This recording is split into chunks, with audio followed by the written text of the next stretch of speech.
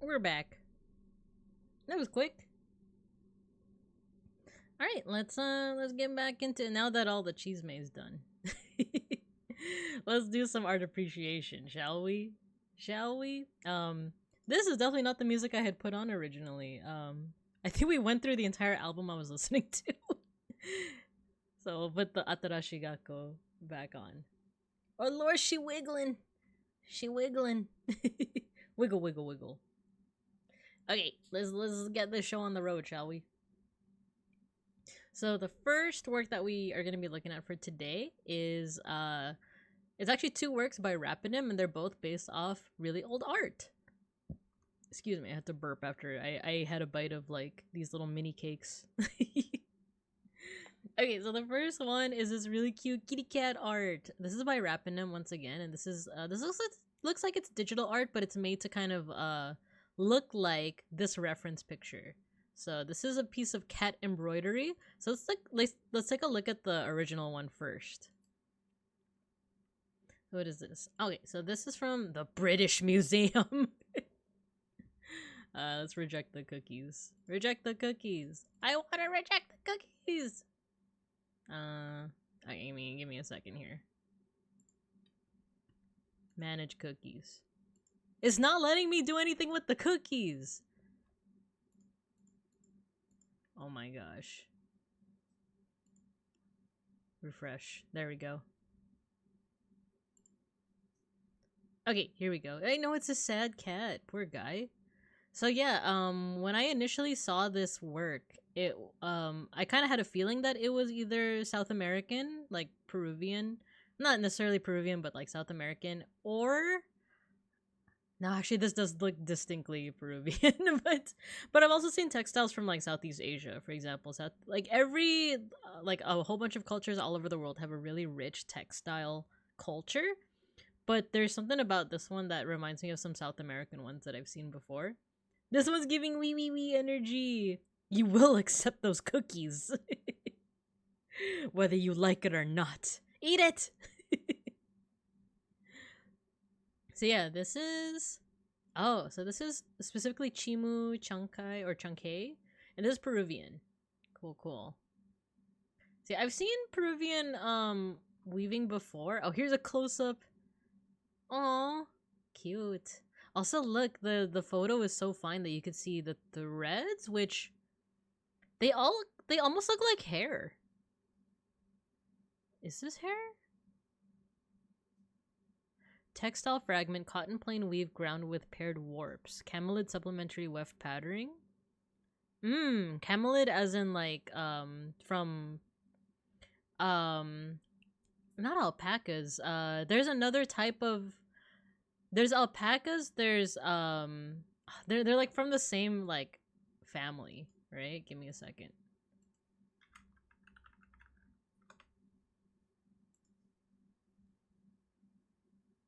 Well, actually, yeah. Alpacas are native to Peru as well. There is another species that I'm thinking of. Llamas. So there's llamas, alpacas, and then there's another one. Vicuñas. There we go. Vicuñas. Have you ever seen a vicuña? This is the one that I was thinking of. They look like camels. So they're also related to. So these are camelids. So this includes camels, the two types of them. Or three? There's a third type. Llamas, alpacas, vicuñas, and this one I'm not too familiar with. Guanaco. So I've heard of vicuñas before, and then of course llamas and alpacas, but they're all related to camels. Nice. That was an interesting one. Looks delicious. They're babies. Camels came from North America. Guanacos, nod. Yeah, so specifically if this is Peruvian, then most likely it's either an alpaca or, let's see, or a llama. It could be that too. Vicuña. So yeah, camels are more so you would see them either old world, but like Lampod said, I think they would have developed in North America. So that means this is probably some kind of hair or like fur of like either an alpaca or a llama or maybe a vicuña. That's why they didn't specify. That's why it just says camelid. What else do we have of... Okay, we don't have that much... Oh no, related objects. I'm just interested. What else can we find? Ooh! Oh, these... I've seen these before. Like this motif, this kind of spiral motif. You also see this kind of motif in a little bit of southern United States, but also Mexico, like Mesoamerica, that region as well. But this is also like very, very like Peruvian. You know what else this reminds me of? The Nazca lines. It has like this geometric, like the lines are very geometric.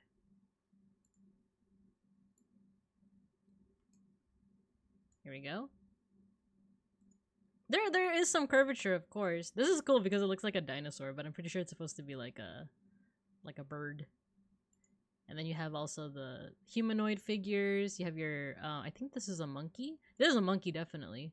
But I like this one. It's so geometric. It's a hummingbird. So it kind of reminds me of that. I got champurrado. I never heard of it, but I've had sweet rice, no soupy but chocolatey. Yeah, so hello Sotenbori, hello. Yeah, champurrado, it's different I think in the Americas versus in the Philippines. In the Philippines, it's definitely yummy chocolate rice, and then in the Americas, I know it's just hot chocolate, right? Not just. It's very rich hot chocolate. The spiral, so aesthetically pleasing, yeah. So this I've definitely seen, and then if you zoom into the little birds, you can see that it's very geometric because it's going according to like I don't know the terminology with weaving, but just like you can see that it's wrapping around this line. I don't know if that's like weft, weave, something like that, but that's why it looks so geometric, because that's just kind of how the nature of the medium is. So that's also what you're seeing with the little kitty cat. Oh my god, dude, I love this meme because it's like Whenever Schnackery and Gina, whenever they meow at me and my partner in the morning, it's like this is how they imagine themselves. This is how they imagine themselves. It's like, I haven't been fed in days. I haven't been fed in days. I'm nothing but skin and bones, when they were just fed like less than 12 hours ago. Yeah, exactly, Ciela. I was gonna get to that too. So it's you could think of it as like a form of pixel art. Because as you can see, like, it kind of has to go in these geometric like kind of spaces right here. It has to be a square like this because they might have been able to do like little curves here, but it's just easier. It's easier to do it this way. They're made of wrapping paper. We haven't been fed in days. We're nothing but skin and bones. And then you look at them and they're so fat. Our cats are so fat. Kind of looks like a cross stitch. Ah, cool. I need to familiarize myself with like the weaving and like the stitching lingo, the linguistics of it. Or just the vocabulary, basically. Because I know how to crochet, but it's only due to tutorials, you know? I haven't quite memorized it yet. Ring of food in my bowl, but not in the middle?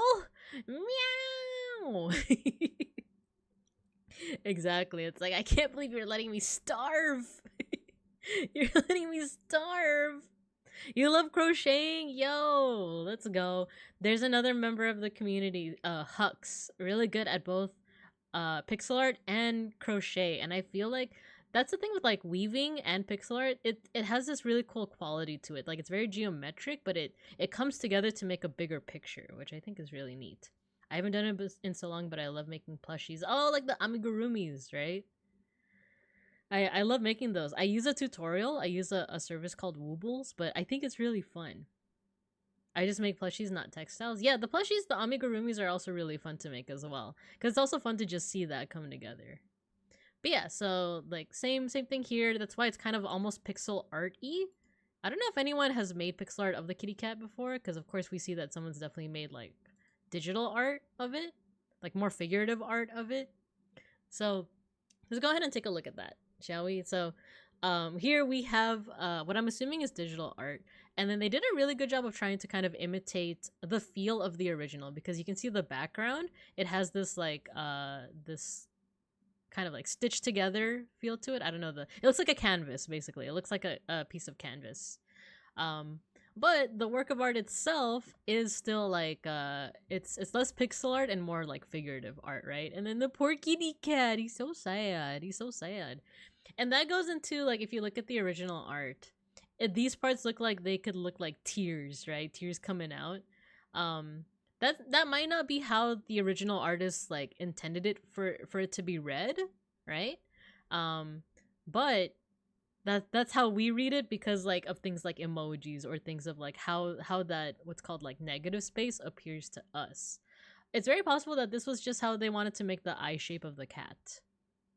But once again, who knows? Maybe the artist did intend, the craftsperson did intend for this to be like a little crying cat. Maybe they're looking at their own cat begging for food at 6 in the morning, right at sunrise, and being like, "Oh, I'm gonna immortalize this cat, this dumb crying fat cat that won't stop asking me for food." Use club crochet to learn. Oh, nice. It amplified the pathetic, scraggly wet cat feeling of the original. Yeah, definitely. Look, right? It's like, oh, you don't love me. You don't love me. You're looking at me. You're not petting me. That's how Schnacker is. I was trying to tell my cat Schnacker to like, we have like a cat bed for him, but he doesn't really use it. So we were like trying to put like pillows on it with our scent on it. So he'll think that it's like our, you know, he'll think that like, oh, it smells like them. I can use this as a bed, right? So I was like patting the bed and I was like, Schnacker, come here. And he's just looking straight at me. He's making eye contact, and he just says, meow. They even do the little toe beans. Yeah. It's so cute, the little beans. If we want to take a closer look at their technique. Oh, wow. That's actually a really nice close-up of the embroidery. Ah, so they painted on top of this like kind of canvas texture with more of a painterly brush. But then it looks like they use more like pencil-like brushes to do details like the eyes. And then like lines like these, right? Maybe this is more like a pencil brush. Fun fact, the reason cats don't eat food around the edges. Oh yeah, the whiskers. They don't like bumping the whiskers up against it. Yeah, I've seen that too. And thank you for the lurk. Giving wee. Wee. Poor guy. Oh, look at his face. They really kind of emphasize more the sad looking like eyes, because you already have these by default. If you just do a circle with like the little teardrop coming out, it looks sad, but they also did like this part of the eye to curve in to make it look even more sad. Poor guy. The little toes. But yeah, I do like the texture work here. I like that they did like the canvas thing. They chose to paint over the canvas, almost like you would do with like traditional art. And then they went in with like this pencil, like, you know, it's like a pencil tool to kind of add those details. So really nice. Let's go on to the next work, which is by the same artist. Ooh, this one's interesting. Okay, so there isn't a link to the original bear post, but I have seen it before. Maybe if we just Google cave art bear. Yeah, it's one of the first results. Let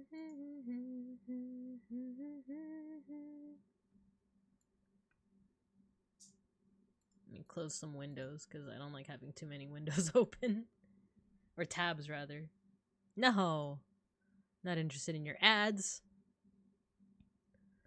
Okay, so yeah, this is the original work. This is from, let's see, Chauvet Cave Painting. Let's see what this article has to say.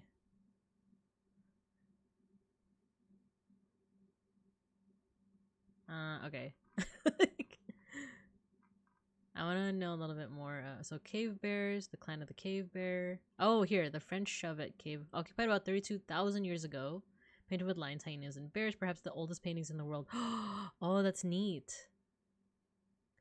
So this is by modern humans, because they say Cro-Magnon, or wait, I actually forgot. It's funny, I took a course on anthropology, so I know a lot of like the kind of the animals that, or sorry, the primates that lead up to the evolution of like modern humans. So like Australopithecus afarensis is one of them, or Africanus.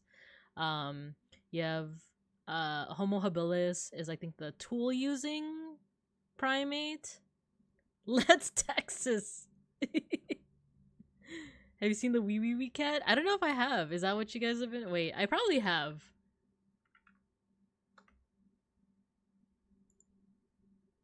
Oh my gosh, the one that's just like in its food bowl. Let me see this. Wee wee wee. Wee wee wee. Well, now I have. Now I have seen the wee wee wee cat. Wee wee wee. The bear shrimping so hard. No, it just has a hump. It just has a hump. Remember, this is how you can identify a brown bear. They have the little hump. He's shrimping. I remember that bear. I was wondering if it's an early example of humans cuting up an animal. That's actually, I think that'd be fair to say, because it seems like they were... Okay, so one thing to bring up with this type of cave art. Actually, let's see, Chauvet cave. Oh, these are amazing. I've seen these before. This art is amazing. Okay, I'll show you guys. No, not King Charles. Not yet. Yeah, so this has really nice work. So you have like various art of things like ancient rhinos, horses. I think these are aurochs, right? They're like a type of extinct bull. Let's see. And what's interesting is that for some of these, there's a fair bit of like overlap, and these lions too. Okay, so let's start first with this whole idea of like painting animals, especially in like Neolithic times. Neolithic being like what people would consider like caveman era, but not all of them were in caves, even though this is cave art. We're identifying a gamer bear. One thing with art in general is that in order to get started with art, you usually try to draw from life, draw from things that you see in real life. And then once you get to a certain point, then you want to start drawing from imagination. Not everyone does, does one or the other. Sometimes people just do drawing from imagination. Sometimes people just draw from life. Totally fine. But these seem like they're drawn from life. These seem like way too accurate to the creature itself, especially when you compare them to, we were just talking about medieval art last week. Medieval art, elephant. I think this is the best example of like, yeah, bro has never seen an elephant in their life. Or, you know what? Medieval art lion. There we go. So compare this, right? And like I said, I'm a medieval art lover, truther, maybe. But you could say that it's definitely not accurate. And that's because they're probably not drawing from life. Now, compare that to this. Compare that to this, where you definitely see like the forms of the profile of the lion. You see things like I don't actually. Oh yeah, these are markings. These are markings. It's very accurate to life. But the question is, when were they able to do this? Because like obviously a lion is not gonna just like sit there while you paint it.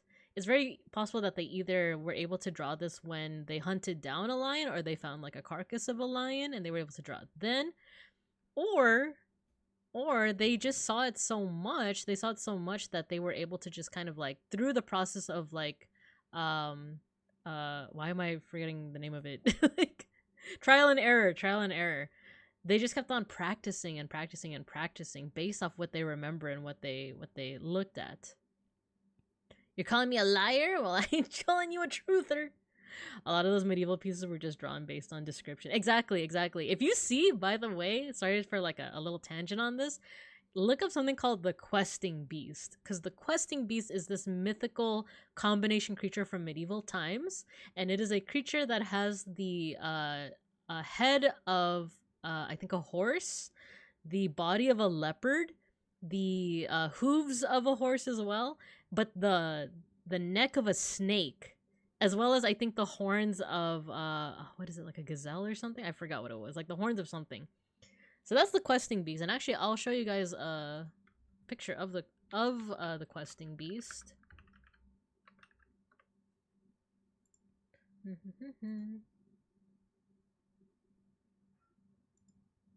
Don't if you guys know where I'm going towards, don't spoil it. Don't spoil it yet. So here's the questing beast, right? Like the body of a leopard, and then like the head of like a serpent, right? I'm gonna show you another picture of the questing beast. If you think about an animal that has those features, it's a giraffe. I'm a giraffe. It's a giraffe. It has the body of a leopard, right? And then like the head and hooves of a horse. These very interesting horns, right? But the neck is very long, almost like a serpent. So yeah, that's... If you were to tell someone in medieval times to draw a giraffe, and you explained it like this is how they might probably draw it. That's what led to the creation of this mythical creature that's actually just a giraffe. And I think something similar happened too with the rhinoceros and the evolution of like the unicorn, but that's also like neither here nor there. But if we're focusing on like cave art, that means that these folks weren't just going off of like, oh, what does a lion look like? It looks like a cat, but bigger. Actually, they wouldn't have seen a cat. I think the only way that you would have seen like what would eventually evolve into cats would be if you lived in like, say, like northern Africa. So, and I think these are in France. So, or who knows, maybe in their like collective memory they do remember what like desert cats look like in northern Africa when they were migrating out, and then in Europe it's like, oh yeah, it's like that. You remember that, but like bigger? That's what this is. This is a lion. So it would look a little bit wonkier, right? But no, these are very detailed to the point where it's like, it looks like they are being observed from life. They must have had some great memory watching it from afar and etching into their mind. Yeah, that too. So then you see that with the bear. This isn't the bear, that's King Charles. You see it with the bear. And not only that, but like when we sketch things, sometimes we use like multiple lines, right? You only see like one line here, so either this artist was very skilled or they did have a sketch, but it's been erased, right? Kind of like doing line art. Very possible that they like sketched it out and then they did like a good piece of line art and then they erased the sketch somehow, right? Or like I said, they could have just been really good artists. They could have just been really skilled artists by this point. One last thing that I want to mention about cave art that I think is really neat is sometimes in certain cave, I don't know if you see it in Chauvet.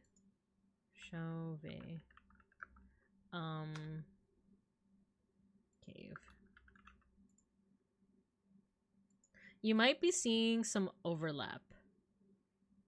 I think this is probably one of the most like coolest phenomenon that I can talk about. Yeah, this is a good example. Okay.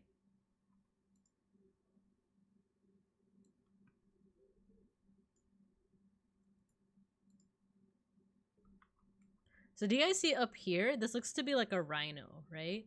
It looks like a rhino, but then around it is like it's either overlapping other rhinos and you're seeing the horns behind it, or there might actually be another possibility because you see the rhino itself, but then you see some extra lines. So this could imply overlap. This could be the artist trying to imply that it's like a herd of rhinos. But someone also found something interesting with these cave paintings. I'm trying to remember what it's called. Give me a second.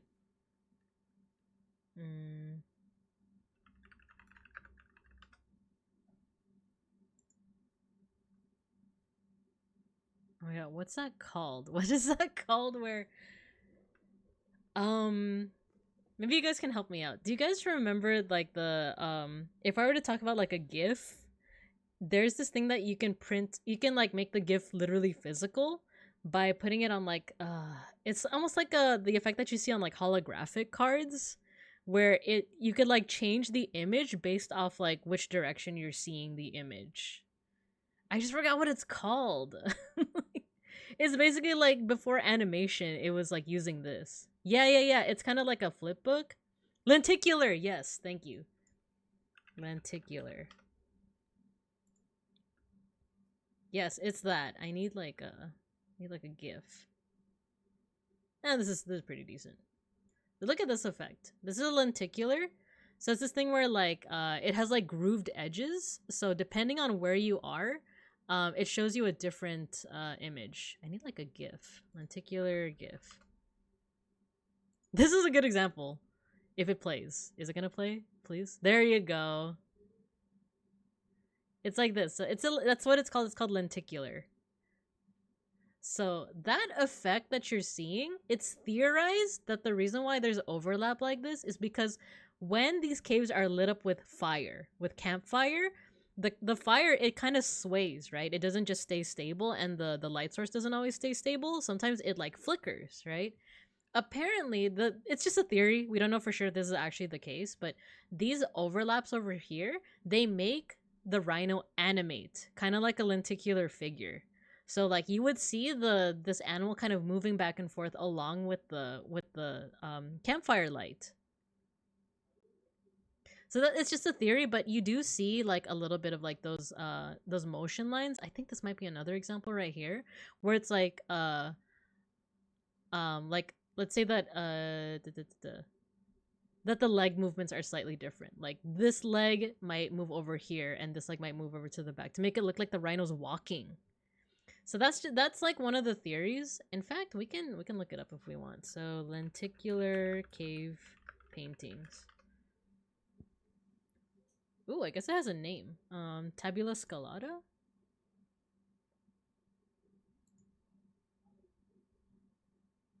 I'm so curious now.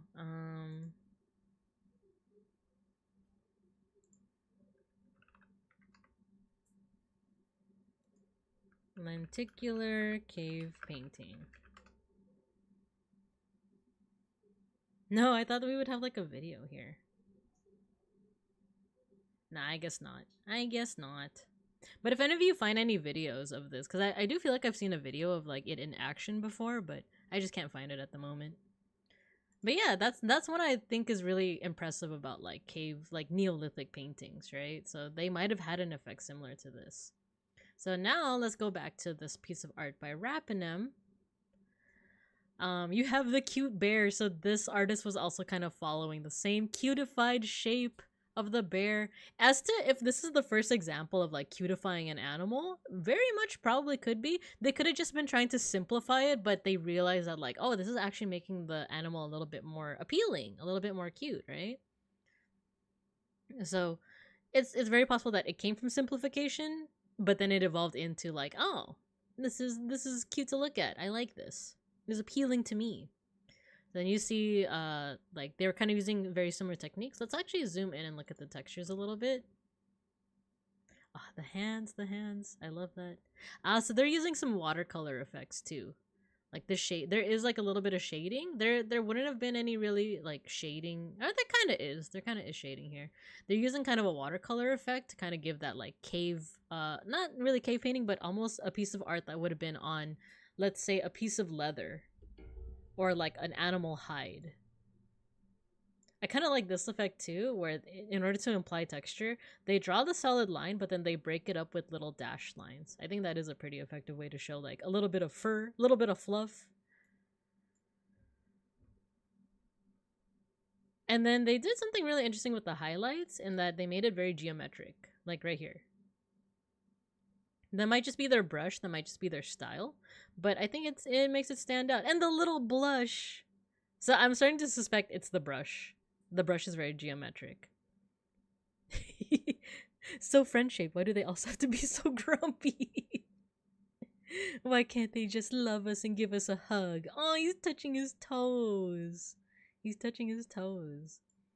Another thing that I like about this artwork is the inclusion of the hands. So this is another famous piece of like Neolithic painting, is like the hand cave art. These are really inspirational. These are one of those things that when you think about it for long enough, it brings a tear to your eye. Cueva de las Manos. Is this in Spain? Yeah. Oh no, it's in Argentina. There you go. These are cool because these are, from what I've learned, I don't know, people can correct me if I'm wrong. These are pretty high up. These are pretty high up, so obviously you have like taller people that are able to like put their hands on here. I actually don't know. Oh, you know what? I think the pigment, at least from what I've read, I need to do a little bit more research with them, but I think the pigment is applied with like kind of either crushed stone or crushed flowers, or maybe even if this is in Argentina, maybe they have access to cochineal, which is those bugs that you find on cactuses. If you squish them, they their innards, not just their blood, but their innards are like a red, like a very vibrant red that can be used as dye. So I think they use that. Plus, they use kind of like a it's almost like a blow dart, but it doesn't shoot darts. It shoots pigment. So I think this might have been done with dye and kind of like a blowing method, basically, to put the imprint of their hand on there. This is pretty high up, so either you would have to be an adult or there's a ladder. But then you also see, I don't think you see it in this picture, but you can also see the smaller hands of children on top. And the only way for them to have put their hands on there would be if another adult was carrying them, was holding them on their shoulders. It's like, yeah, old group photo if you want to believe that. Those are different people's hands. Wait, that'd be so cute. Yeah, an ancient airbrush. Exactly. Like the blow tube thingy. So yeah, like if you just imagine this image of like a whole bunch of different people in the community coming together to make this collective art, and even like supporting the young ones, supporting the little kids by like holding them on their shoulders and making sure that they also do it, that's very endearing to me. That like brings a tear to my eye, because it's like, as far back as we can see, as far back as we can remember, humans were being humans. Humans were creating art, right? Let's see. This art was created in serial waves between 7,300 BCE and 700 CE. So that means other people saw this. Other people saw this and they're like, I want to contribute to this, right? Nowadays, I don't think they would let you because they want to preserve like the art that's here. But yeah, you see like generations, like different iterations and generations of people just like being like, I want to show that I was here too. I was here along with my ancestors. And it's just one of those like human experiences that's like, man, sometimes life is beautiful. But yeah. So yeah, I'm glad that they included that in here as well. So these are really cute homages to like just the absolute age and passion that you see throughout like history. Yeah, was here. Yeah, blank was here. Binko was here. You just see like a bear paw one day. Binko was here. The Babinko bear. So yeah, I think these are really cute homages to these artworks. So yeah, thank you Shiopi for recommending them. I think they're really cute. Okay, I'm gonna rest my voice a little bit, just for like a couple minutes. I'm gonna get some water, but I won't put you in an ad break. So how about we put you here? We'll put you in recess for a little bit. I'm just gonna grab some water and then I'll come back and we're gonna talk about King Charles. We're gonna do a major 180, 360 even, and talk about King Charles. So I'll be back.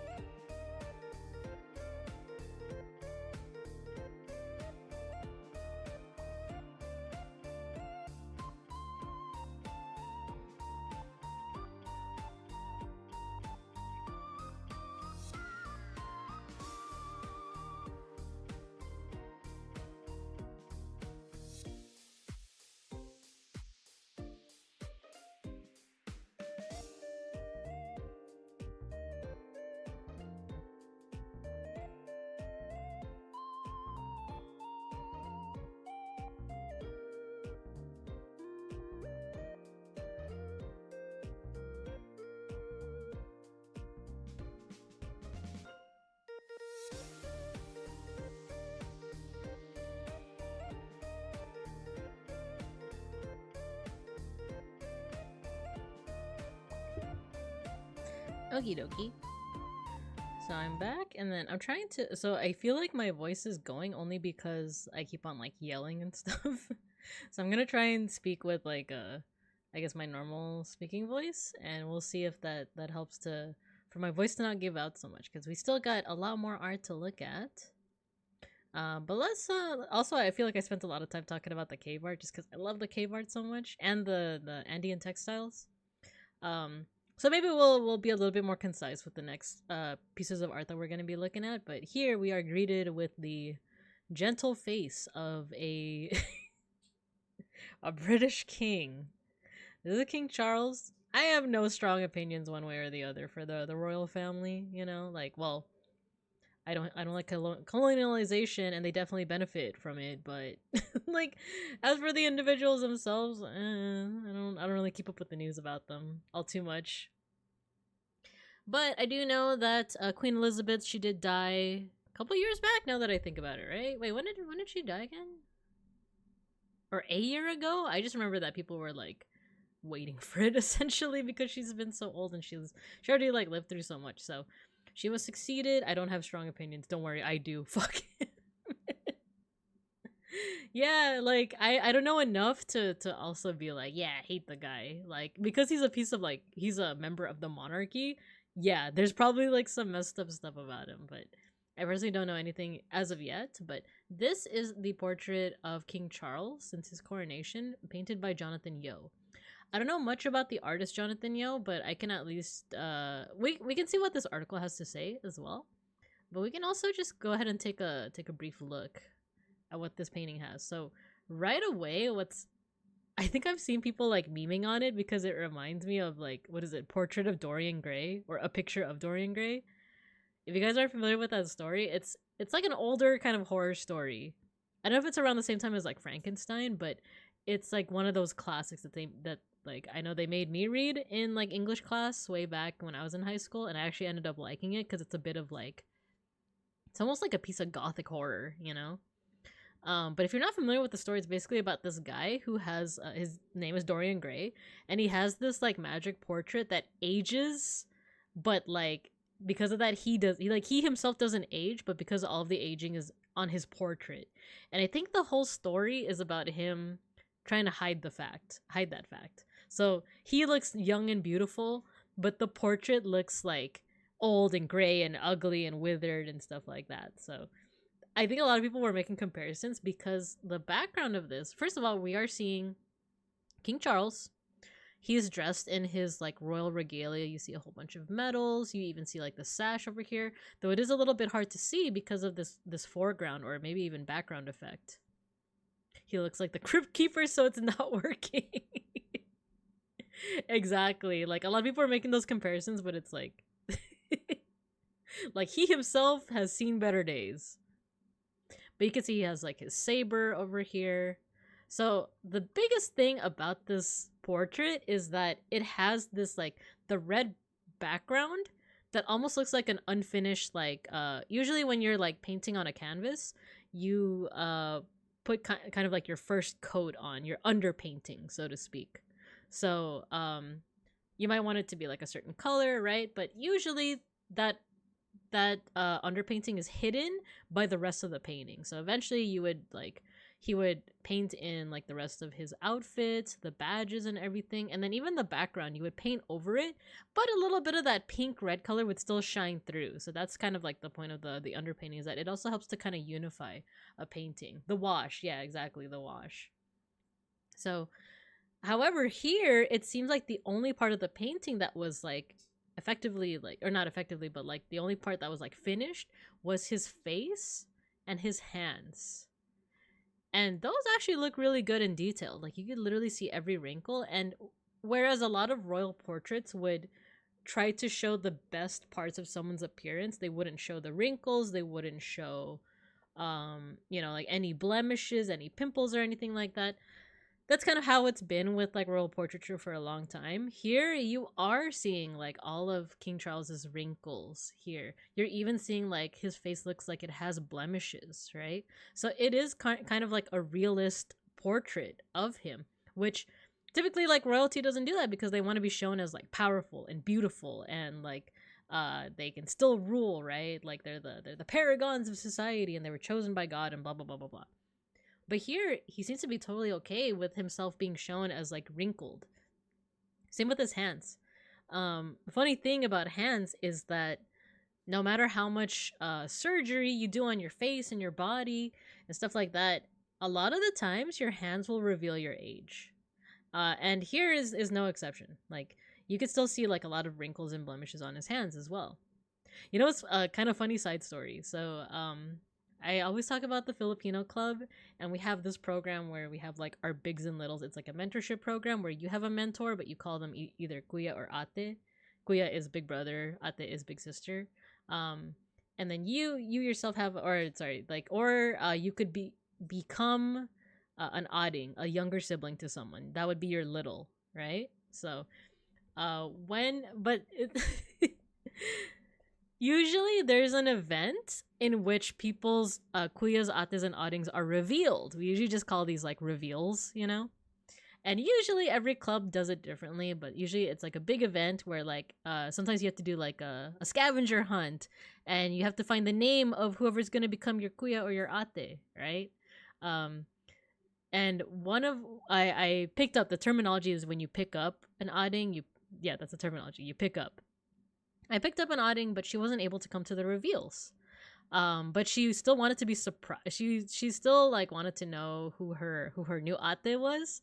So during the reveals, a friend of hers came up to me and was like, "Oh, so you're this person's ate, right? You're their new ate?" And I'm like, "Yeah, I am. I'm their new big sister." And they're like, "Can I take a picture of your hand real quick? Or I guess your paw. Can I take a picture of your paw real quick?" So I said, "Oh, okay, yeah, sure." So she takes a picture of my paw. She sends it over to my new adding. And then right away, I don't remember if she texted back or she basically said like, oh, that's Binka. Binka's my new ate. And I'm like, how did you figure that out? Just from looking at my hand? Like, what's so special about my hand? And I think, to be fair, I did always paint my nails. I still paint my nails, actually. But maybe that's why. Maybe it's because, like, oh, the one person that has like painted nails, right? Or painted claws, right? Or maybe it was the fact that it was the only bare hand in the entire Filipino club. Like, can I take a picture of your paw? Looks at a picture of paw. I know that claw anywhere. It's Binka.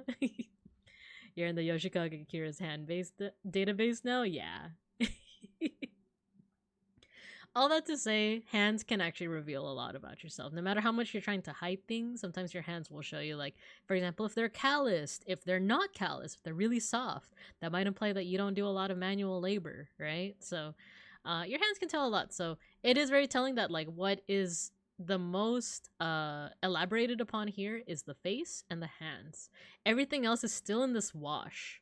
So it's almost as if, like, if I were to make an interpretation, it would almost be like King Charles saying that, like, you don't need to pay attention to, like, the fact that I'm in the royal family, all of my, like, medals and stuff, all of this royalty stuff. You just need to pay attention to me. You just need to pay attention to me, like, my truest self right here, right? Which I think is, like, an admirable thing to want to present to your quote-unquote subjects and your people. Another thing to know, which I'll commentate on that in a little bit, but another thing to notice is the butterfly. So the butterfly has different meanings in different cultures. I can only speak on in Filipino and I believe in Mexican culture, butterflies are, especially monarch butterflies. Oh, this is a monarch butterfly. What the heck? They usually signify your ancestors or someone who has passed away. So sometimes if you see butterflies, usually it said that is either your ancestor or that's someone who's passed away recently. I remember recently I went to like a Filipino dance showcase and it was outdoors. It was an outdoor stage. It was really hot and there was no shade, but but it was a really nice performance. But they had also talked about how one of their cast members actually recently passed away. And one reason why that was interesting is because during the entire showcase, there was a lot of butterflies, like a lot. And it's not like you saw a lot of butterflies in the surrounding areas. It possibly could have just been like it just happened to be like a butterfly migration type of thing. But it was just interesting because those butterflies were lingering. They were lingering around the stage a lot. So yeah, Oikawa moment, exactly. Exactly. So that is a part of people's beliefs. I do dare to say that sometimes it's part of my belief as well to see like a butterfly and thinking that it might be someone who had passed away recently.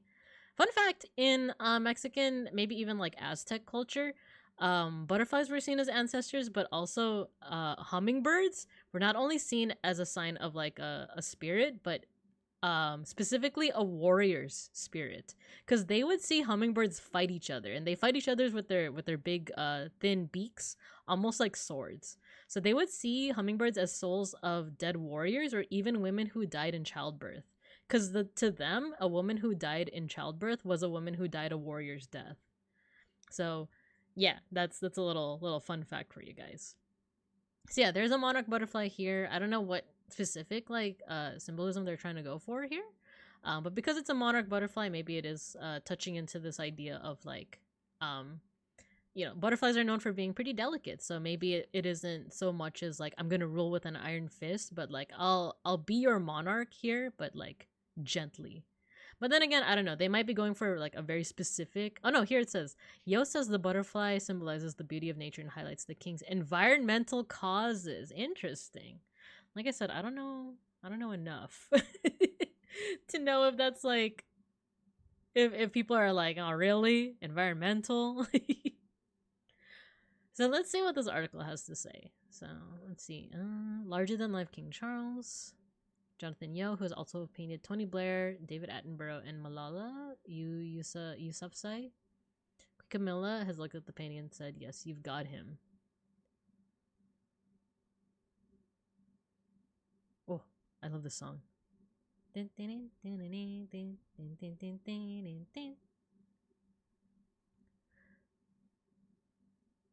If this is seen as treasonous, I could literally pay for it with my head, which would be an appropriate way for the portrait painter to die, to have their head removed.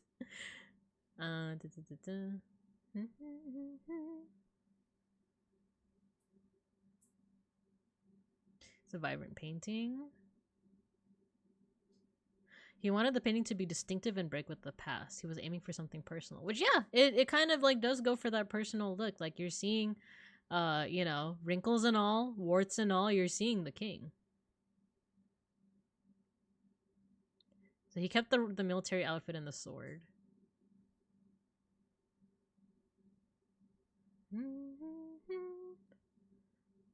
Oh, butterfly also symbolizes metamorphosis and rebirth. And then a reference to his long-held interest in the environment.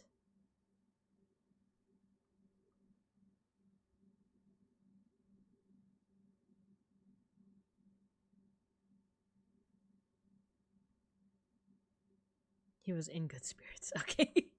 Okay, so I was just reading that whole article. So Jonathan Yeo definitely wanted to like break from the past. It seems like he definitely did, of course, but I can definitely see people were definitely clowning on this, because it's the fact that it's a pink, but it can also be read as like a blood red, right? And it's almost like, if you think about the reputation of Great Britain, the British Empire and the British monarchy, is not a great look. It's like, oh yeah, the empire kind of like built with blood, right? so it's I do like the symbolism of, like, you know, warts and all, like transformation environmentalism. I think that's pretty cool, but I do see why you're getting some alternate interpretations, so to speak. So yeah, that's the portrait of King Charles by Jonathan Yeo, and that was recommended by Matthew. So thank you, Matthew. Thank you. Okay, we have another painting to look at, but I do want to rest my voice once again. Let me see when the next 10 minutes until the next ad. We'll just play it right now. We'll just play the next ad right now, and then we'll come back, and then we'll get started on. We have 3 more pieces of work to look at. So this one, and then the art of Lampbot, and then finally the Papalo Croix. I honestly don't dislike the style, but yeah, the color may not have been a great choice. Yeah. To be fair though, I wonder, like, would another color have been like better? Like, if it was yellow, it'd be like, it's piss yellow. If it was green, it was like, let's throw up green. It's like, maybe blue, I guess. Blue might have been a better color. Orange would have been too vibrant, I feel like, unless you use like a specific shade. Maybe purple, but then purple would be like, I feel like purple would be seen as like you're going too much into the fact that you're royalty, you know? Yeah. So I agree. I think blue might have been the better choice. But yeah, for me it's like, oh yeah, the blood of the British Empire, the portrait of Dorian Gray over here. So okay, I'm gonna run another ad. In which case, if you guys have any last comments about the portrait of Dorian Charles, then feel free. But otherwise, I'll see you guys in a bit so I can grab some water. And I do think talking at kind of like a lower tone has been helping my voice. So I'm going to try and keep on doing that. So, alright. I'll see you guys in a bit. Let's have you guys bacon a little bit. I'll have you guys be in detention. You guys didn't do nothing. But I think you guys could use some warmth.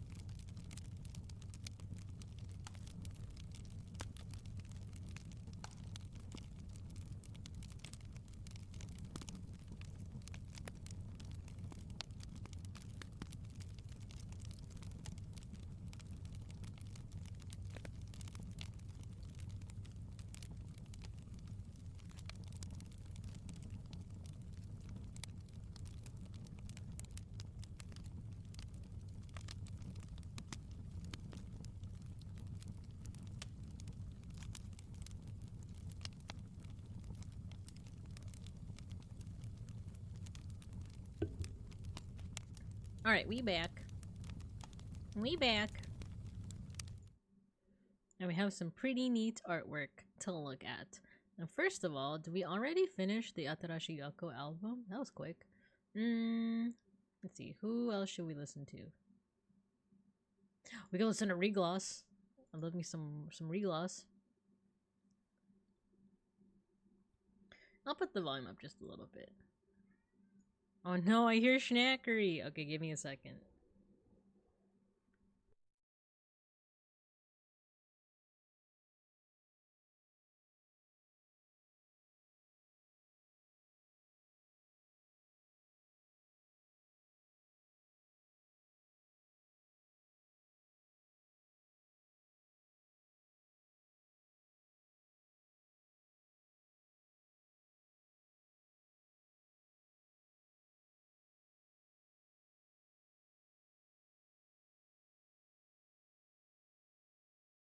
Okay, Schnackery is in the building. He is prowling around and he's looking for a Babinkub to play with. By play with, I mean claw around and eventually eat. Alright, so... Oh, I love this song so much.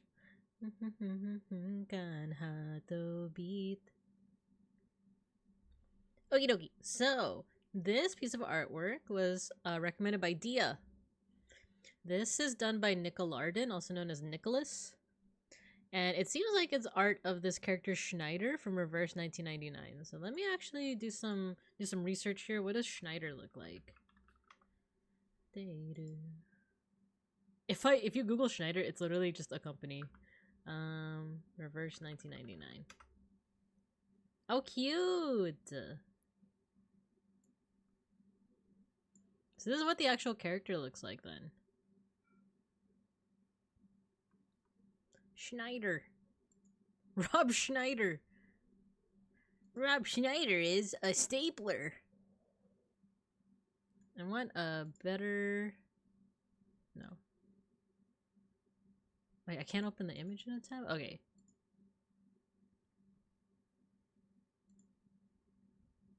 Okay. So let's take a look at the character first, and then let's see how this artist chose to kind of portray them in their fan art.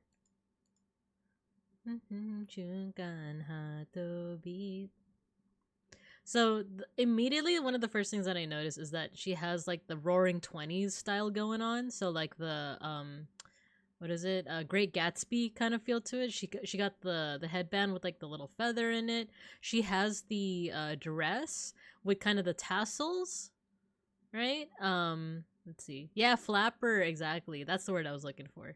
She kind of has the flapper feel to her. She has the jacket kind of like tying everything together. If you guys want to see, yeah, the 1920s American flappers. Are you ready?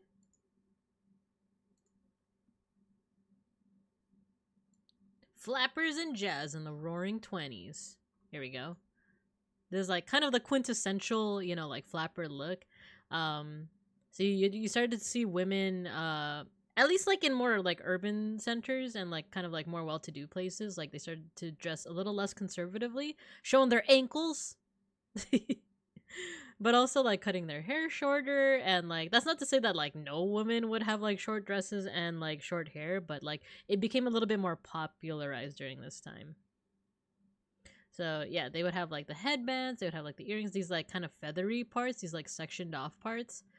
I don't really know that much about like fashion, but that like you kind of take that quintessential flapper look and then you kind of have it in this character's design, right? So this looks to be Schneider. I don't know much about the game either. Reverse 1999. It seems interesting. So with that, let's go ahead and take a look at this piece of artwork. This one looks amazing, by the way. This one looks great. So it has a very ephemeral kind of like she's fading into the dust kind of feel to it. Ethereal. It plays like FGO does it, like with like cards and stuff. Or like, not cards, like with FGO it's... Oh my god, I forgot to tell you guys. I haven't been playing Fate Grand Order that much, but when I last did, I did a pull for Larva Tiamat. I got her on my first pull, y'all. I got her on my... I'm gonna show you guys what he looks. If you guys aren't FGO players, Larva Tiamat is basically this primordial goddess, but now she's uwu cute. I think it's also like her baby version, I guess.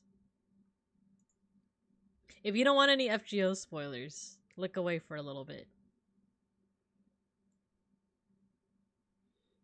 Wait, let me see if FGO. Okay. Just because I know that Cielo is looking via the captions. I don't know if you're okay with FGO spoilers. So look away for a little bit. Maybe like 2-3 minutes. Okay, I'm gonna go ahead and show her. It's Tiamat.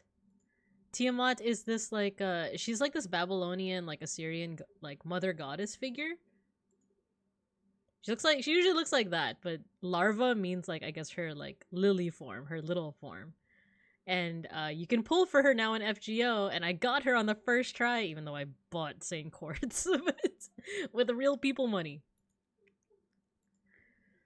But yeah, I got her. So yeah. But let's get back to this work. So yeah, this painting looks really cool. Like this digital painting looks really cool because it has like this ephemeral, like she's kind of fading away. But what we can see of her, like the lighting is done really well. Oh, we could zoom in a little bit more. The lighting is done really well, so it almost feels like heavenly in a way. And you can see kind of the fade away via like some textures, like this looks like digital like brush work. And they didn't just like fade it. Okay, when it comes to making this kind of effect, there's a lot of programs have like a smudge tool which you can easily use, but you're also seeing some textures over here that make it look like they're just really skilled with the brush, with the digital brush, in order to make that fade away work. I don't quite know how to put it into words. I feel like I would need to bring out my iPad to show it, but there is a way to do it without using the smudge tool. It's just like lighter and lighter layers, basically, of your pen. So there's that.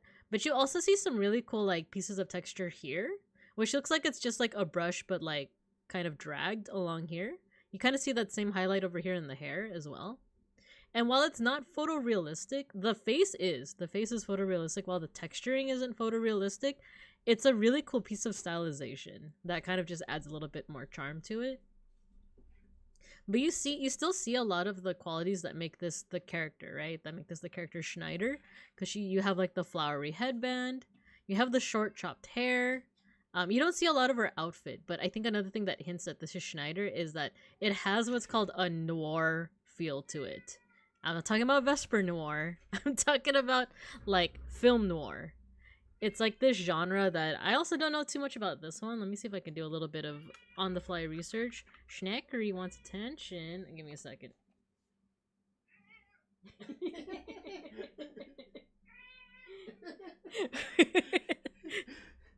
Beans is like petting Schneckery, and like the meows are just so funny. He's just like,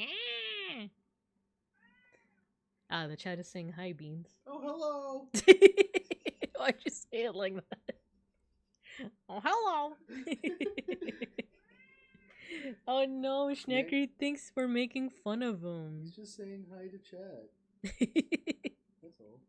He is saying hi to chat. Schneckery says hi. But okay, so let's see. Oh yeah, we were looking into film noir. So it's a genre of film that you associate with like detective style. However, this is a little bit later. This is like 1940s, 50s.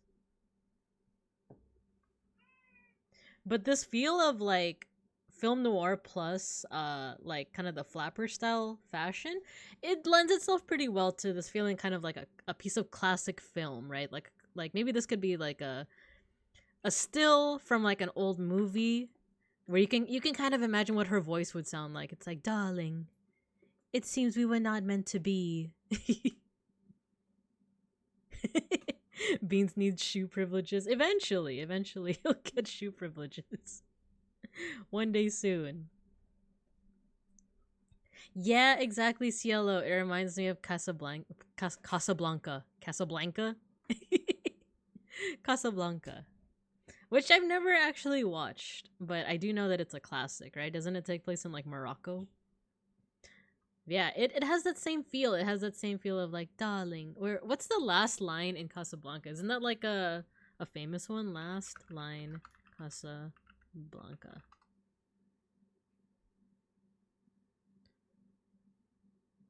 Oh, this isn't the one that I'm thinking about. There's like a classic line in like some of the film noir where it's just like very like, darling, it wasn't meant to be. The caption they posted it with is also a very well known song from the time period. Oh, I didn't even realize that. Let me see.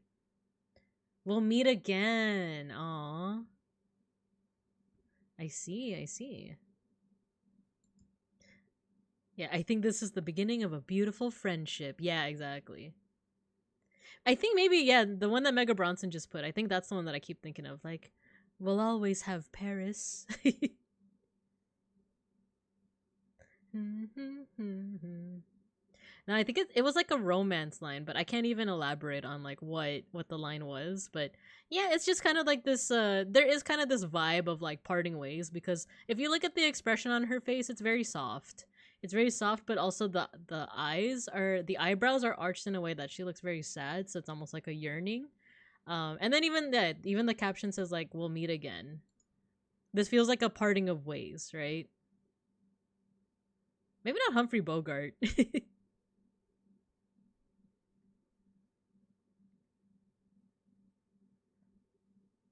But yeah, so what else did I want to say? Parting of ways.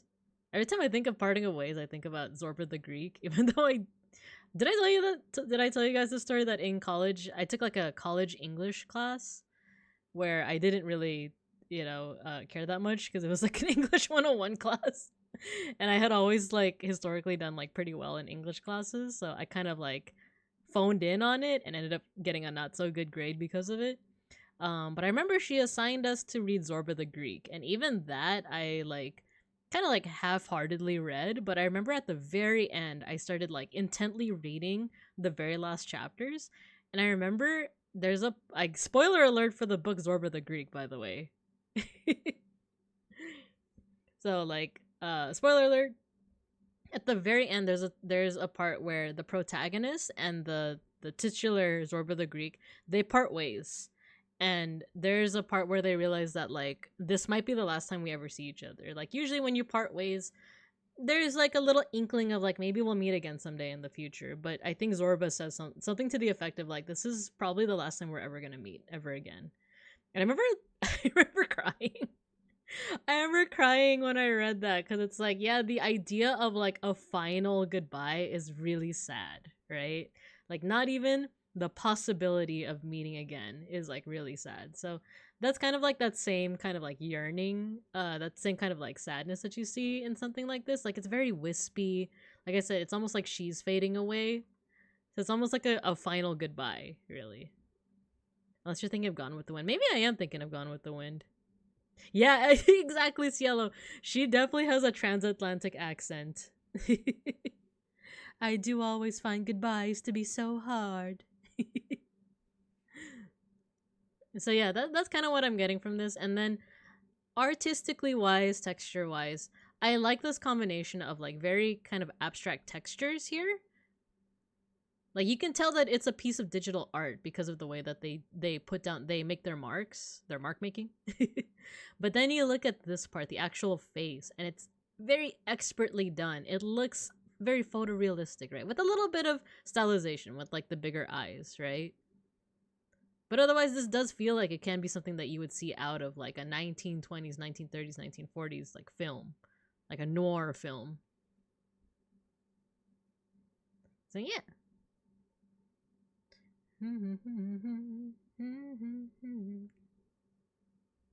Now I wanna see what's the last line in Gone with the Wind.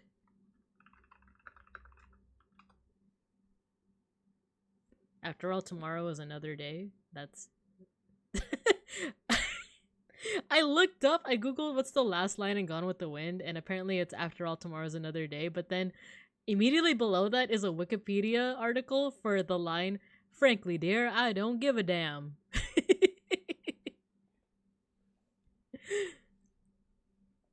Which you could hear. I could definitely hear it. Frankly, my dear, I don't give a damn.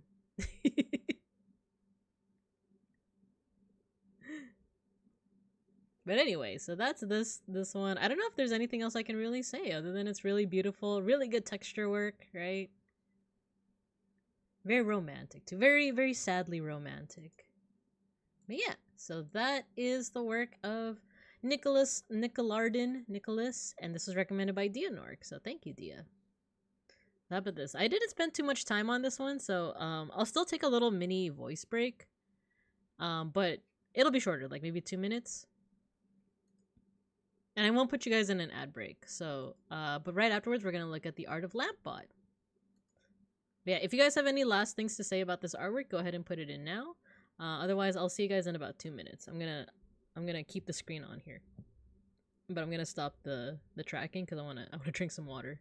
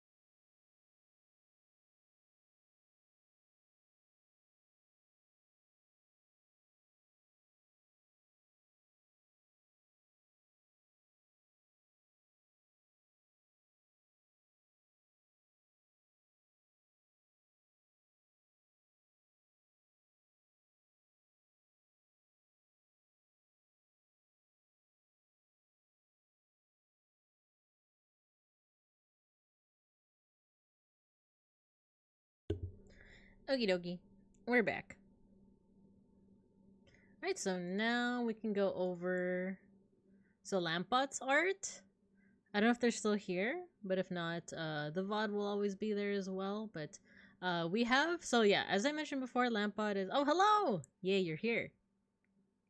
So yeah, Lampbot, they're a recent addition to the class, right? Recent new student, and they've been sharing some of their Digimon art on the Discord, as well as in another Discord we both share, the Karn EX Discord. So that's that one's like a Digimon related one. So yeah, let's go ahead and take a look. We have three pieces of art here. This one is Meramon and Koromon. And if you guys, I know there might be people in the audience that don't know Digimon as well, so I'll try to explain some context as much as I can, while also like looking at the art as well. So this is Airdramon, right? And then we have Tyrannomon. Looks like he's jamming to some music, right? Get supported. So because there's 3 works, we're not gonna go like super in-depth into every single one of them, but we'll go over some things that we notice in terms of like the style, the pose, the composition, and all of that. So I like, by the way, I'm noticing that like a lot of the drawings, is it Digimonday yet? That's right, I still have to finish Velvedek. Either I'll do it, well, Randon is streaming tonight, so I think maybe we'll do it tomorrow. I'm thinking like a gorilla stream to finish off Velvedek. I haven't decided yet if it's going to be morning or evening, but eventually. But yeah, so I'm noticing that like all 3 scenes are scenes where they're all content, right? They're all kind of like chilling out, they're peaceful. This Airdramon's just chilling over here on a cloud. Tyrannomon's like here in the middle of a city. Very cute. So yes, first we're starting here with Meramon, and I think I said this in either the Karn EX Discord or in my own Discord, but I think what's really funny and cute is the fact that Koromon is heating up their marshmallow using Meramon. I've been trying to drawing them more comfort or cutie pose because it was easier. Yeah, you know, like whatever's easiest, because that is a super valid thing to do, is like go for whatever is like easiest, because there are days where you feel like I want to challenge myself. You know, I have a certain concept in my head and I want to execute it. There might be other days where it's like I just want to put something on the paper and complete, like for example, because you're trying to do like a series, right? Yeah, you're doing a daily drawing challenge. Yeah, because I've actually been doing the same. I've been doing like a doodle a day challenge, and sometimes I am freaking tired, right? Like I really just want to make sure that I don't miss a day, so I put in the most kind of like low effort doodle that I can. Whereas other days I start off low effort, but then I'm like, oh, I actually like this, I'm gonna go a little bit more ham into it, a little bit more big ham into it. So in cases like doing like a daily drawing challenge, it's super valid, and I think it's reasonable to do whatever is easiest just so that you can complete the challenge. But at the same time, doing things like that does also it adds up. It's like a good cumulative effect. It adds up so that eventually you are developing a little bit of your own artistic sense. So, you know, nothing wrong with that is the basic gist of it. I like more dynamic, exciting pieces too, but I couldn't make it work until I made it relax. Yeah, ain't nothing wrong with that. So, like I said, I feel like it's a day-to-day thing where one of these days you might just find yourself being like, I have a certain thing that I want to pull off. And I just want to execute it however I can. And then on other days it's like I just want to put something on the paper, you know, on the digital paper. So yeah, so here we have like so Meramon. For those who aren't too familiar with Digimon, this is a champion. There's different levels of Digimon. So and they have different names in like English and Japanese. So in the Japanese version, the names of each level kind of corresponds to like a person's lifespan. So for example, you start with like the baby level, it's broken into like baby 1 and baby 2, and then you have child level, which, like, if you're familiar with like the quote-unquote mascots of Digimon, or like Agumon, for example, he's a rookie level. And then when he becomes the big dinosaur with like the horns, that's Greymon, that's called adult in the Japanese version. And then afterwards, I think it's perfect and then ultimate. So those last two don't really follow like a human's lifespan. You don't get to perfect level and then ultimate. In the English version, it's actually renamed to be closer to like I guess more fighting terminology. So you have fresh. The baby 1 form is fresh, and then afterwards the form after that is in training, and then Agumon would be a rookie. So instead of child, it's rookie. And then when he becomes Greymon, instead of adult, that's called champion. So it's more reflective of like, let's say when you start like a martial arts program, it'd be like, oh, you're still fresh. You're still a fresh player. Oh, now you're in training. And then after that, oh, you're a rookie. Like, you're not completely fresh. You're not completely green, but you're still like an amateur.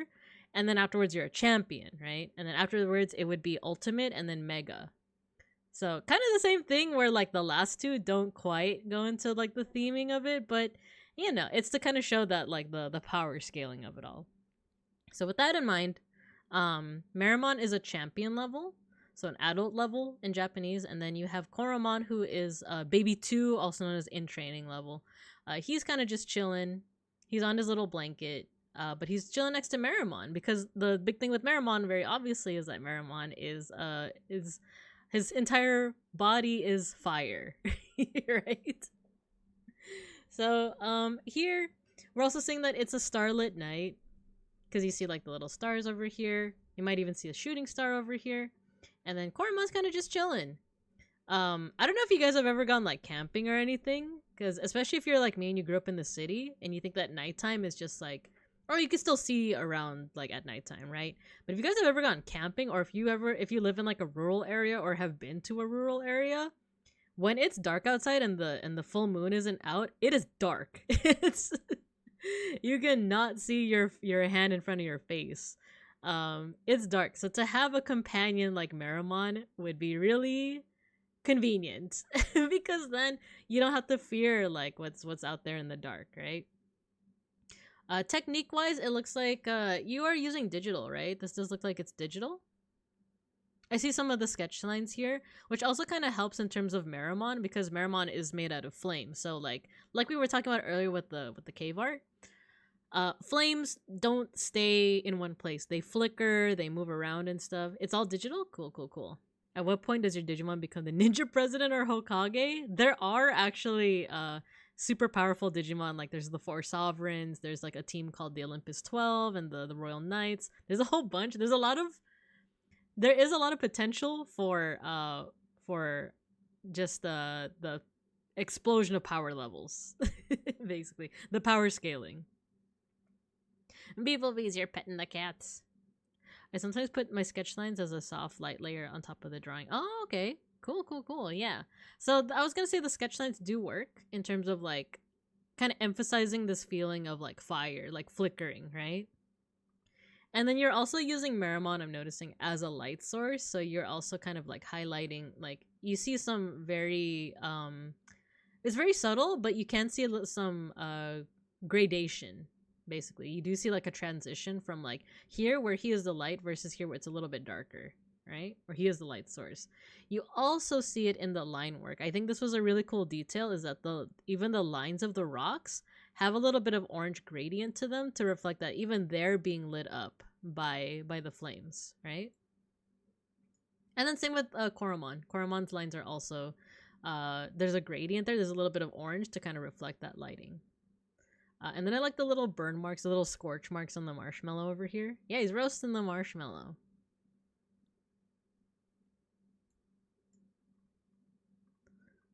So yeah, this is a pretty tranquil scene. I think another thing that helps is the composition. I had like a little, what's it called? I had some lessons on these before on like analyzing art. One thing that helps is knowledge of like lines. So if you show like, for example, the horizon here is completely horizontal, it does trail off and it becomes a bit more rocky. So that's good. You do want a little bit of like what's called like organic lines. You don't want it to be completely flat, because that could also come off as like a little uninteresting. But another way to read it is that like if you see a perfectly horizontal line, if you see the horizon in nature, that could imply tranquility. Like if you look out at the ocean and the horizon is perfectly straight, it's because the waters are calm, right? Whereas if you see a wave, that's the opposite. Like that might signal to our animal brains that like there's danger, right? It was originally flat because it was going to be in a city. Ah, I see. Yeah, if you want like do you also mind like tips to make I guess it more effective? Not necessarily critique, but if you want like feedback on like other ways that you can kind of like make it, like you already have like the lines here, but if you want like more effective stuff. You don't want to draw the buildings? That's fair. That's fine. Power scaling in Digimon is insane. There's one who literally cannot physically lose ever. Oh my god, tell me which ones. I'm so interested. So yeah, in terms of like more effectiveness, I do like, for example, that you put like some different lines over here. You can definitely extend that here, or you can add some other lines. Actually, this works. This works like kind of the gradient here. But another way to make the highlights a little bit more effective is to take this color, and then are you familiar with like hue shifting? Or just using like a lighter color in general, and just putting like a line right over where this orange line would be as well. So that would like further enhance it. So yeah, do hue shifting. Hue shifting, I love doing that a lot. I love the little Koromon. They're so happy. Yeah, exactly, right? The little content look, right?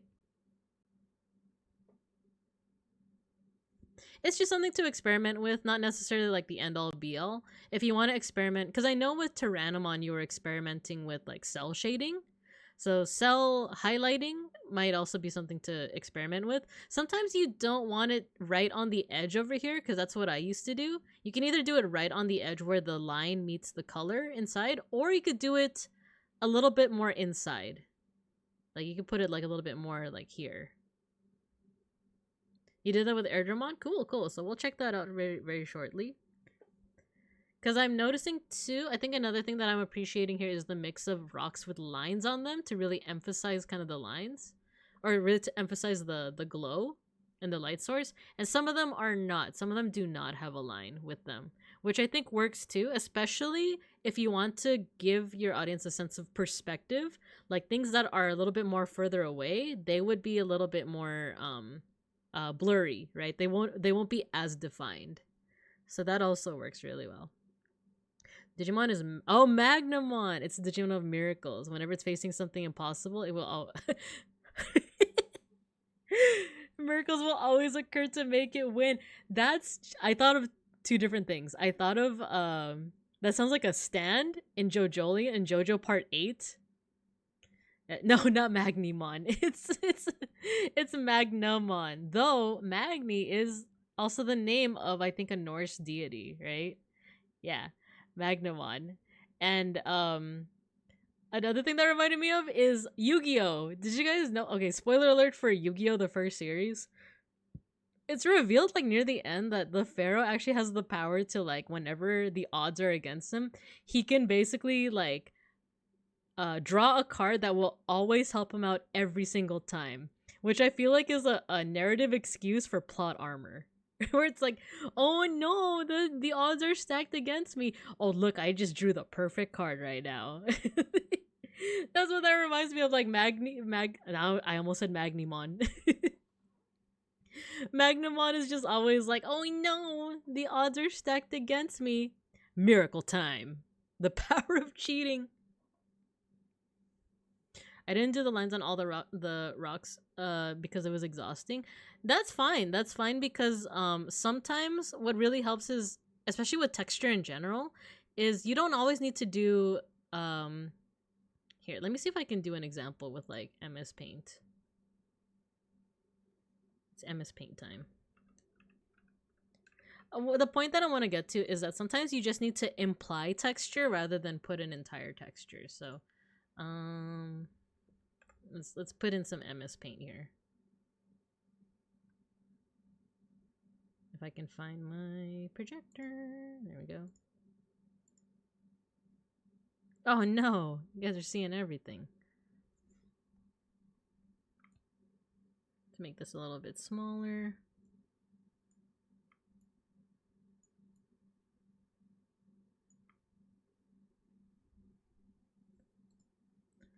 Let's say that I'm drawing a little snake.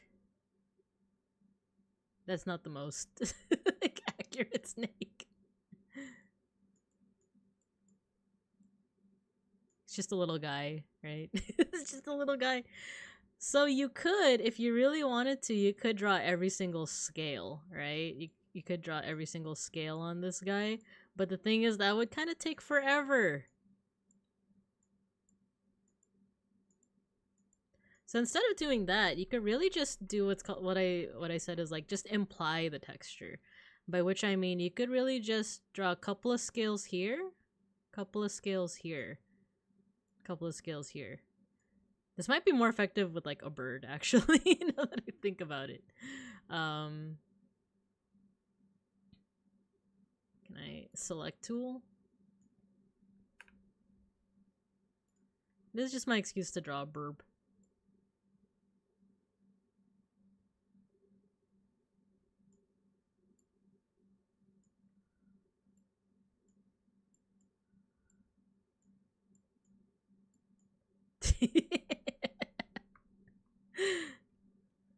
So yeah, you could just do like a couple of feathers here, a couple of feathers here, a couple of feathers here, rather than, you know, trying to draw every single feather. Therefore, you just like imply it, and you could even do what they did with like the bear, that bear cave art that we saw earlier, where like you could even interrupt a straight line with a bit of texture like that. And there you go. Like you have like implied texture basically. Yeah, exactly. Cielo, you called it. You called it. Let's see. My eyes. I'm sorry. My freaking eyes. It gives me the vibes of when kids are playing and the kid who's losing is like, no, I have the special ability that I can't lose ever. Well, you know what? My ability is infinity. Well, you know what? My ability is infinity and beyond. Just like with Buzz Lightyear. The snake is perfect. Thank you. Borb. Oh my god, a Hakito. So yeah, like same thing like with rocks, with any kind of like texture work, you can imply it and it'll, you know, it'll usually read pretty well. But yeah, otherwise pretty good job. with this one, I also like the stars, by the way. Something that helps me is I have a star chart. Because sometimes it's very tempting to draw stars just like equidistant from each other, but sometimes you do see clusters, right? Like there are star clusters like the Pleiades, but then you also see some stars are like closer like together and stuff. So sometimes I just draw from a star chart, but you can also definitely get away with either using brushes or just like drawing them equidistantly. Actually, like this, like you see how these two are closer compared to like these? Totally fine. Like there has to be like a bit of randomness in it, so that's totally fine. So next up, let's go ahead and look at Airdramon. Oh, cool. So this is the one where you were kind of experimenting with this and Tyrannomon, right? You're kind of experimenting with cell shading.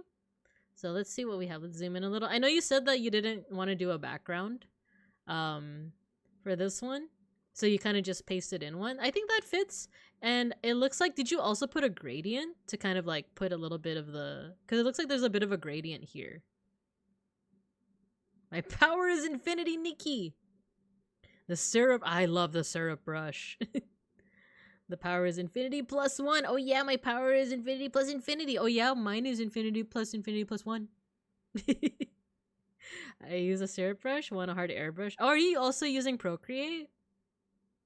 Yeah, the mixed media with Tyrannomon. I think mixed media is really neat. Let's see if we can get a good example of like mixed media art. Like stuff with like newspaper clippings is really cool. So mixed media art.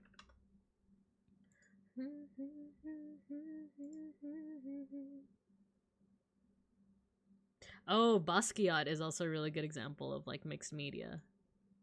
But yeah, where you can kind of play around with textures in order to like give it a little bit more of a unique vibe to it. Because I know that one big thing with digital art that's hard to replicate in comparison to traditional art is texture. Unless you like are experienced with like doing your brushwork a certain way, like texture can be really hard, especially when you just like use the paint bucket tool and just fill. It's like, ah, this doesn't have any sense of texture. Whereas like, no worries, alpaca. Bye. See you later.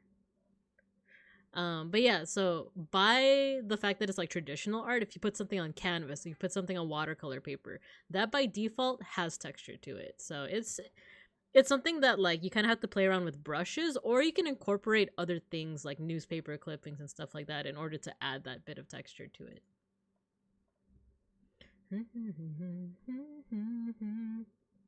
Oh, you did put a gradient. Cool.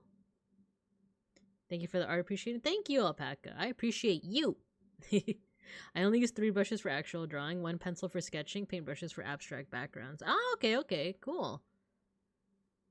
Syrup brush, my beloved. Oh, you use it on your phone. Oh, that with your finger? Dude, this is kind of sick. This is really sick for like just using your finger. It reminds me of like Hux. Hux also uses does pixel art just like on his phone, I think. And it's like, dang, you guys are skilled. Using paintbrushes for my coloring, texturing just never works for me. It always just looks wrong. Yeah, that is kind of the struggle, right? With like adding texture. I find a lot of one technique that like, because it's something that I struggle with too. Hux got a PC. When did Hux get a PC? Like, when are they gonna start streaming? Nah, I'm just kidding. Like, no pressure on him at all. I would just be excited. Yeah, it's something that I struggle with too, like texture, stuff like that. And one thing that has helped me in the past is, have you ever heard that tip of like try to use only one brush in your art? Even just like MS Paint. Like MS Paint is a good example of like it does have multiple types of brushes, but if you could get good with making textures with only just like the default, not even the syrup brush, because that one is a little bit too quite literally the edge is too hard. But your default like what's it called, like just your airbrush, right? Let me see if I can open up Sai. Nah, actually Sai isn't a good example. But I think, yeah, like you want to experiment with let me see if Procreate, I'm gonna open up my own like Procreate if I can find my iPad. Here we go. Oh, a few months ago. Okay. Oh yeah, he's got classes. Do British people get summer vacation? I know that's such a silly question, but like, because I'm like, when I would love to see him stream if he chooses to do so. If not, that's totally fine. But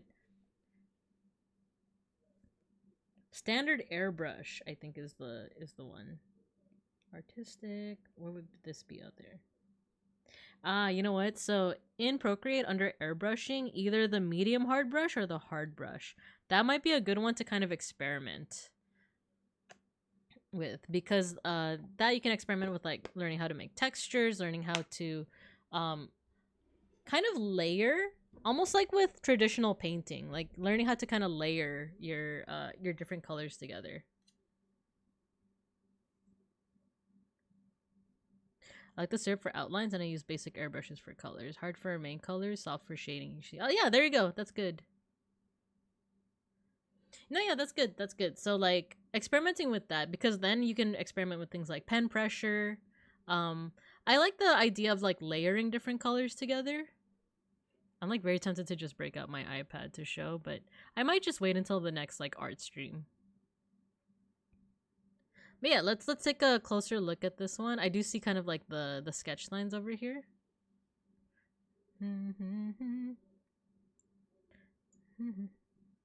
Oh, that's right. You can't use pen pressure. I'm sorry. I use my finger.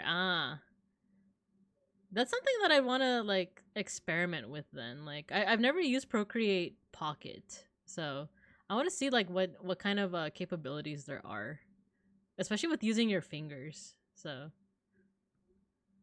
but okay, so let's take a closer look at this. We have our sketch lines. You said that you were kind of experimenting with like cell shading here, and it's pretty effective because you can definitely see the shading from the photo that you use for your background, and then you use a gradient to kind of like emphasize that, right? And then you also have like the light source here.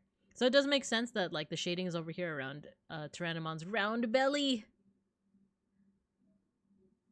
And then over here around like the muscles. I like that he's jamming out here. I like that you're adding context here. And then you also have, I also like the kind of playing around with your line colors. You're more comfortable with using a finger than a pen at this point. Yeah, I think that's worth looking. What happened to my model? It's slow again. No, I wonder if Beans is downloading something. There we go. It caught up. He's rotund. He's rotund.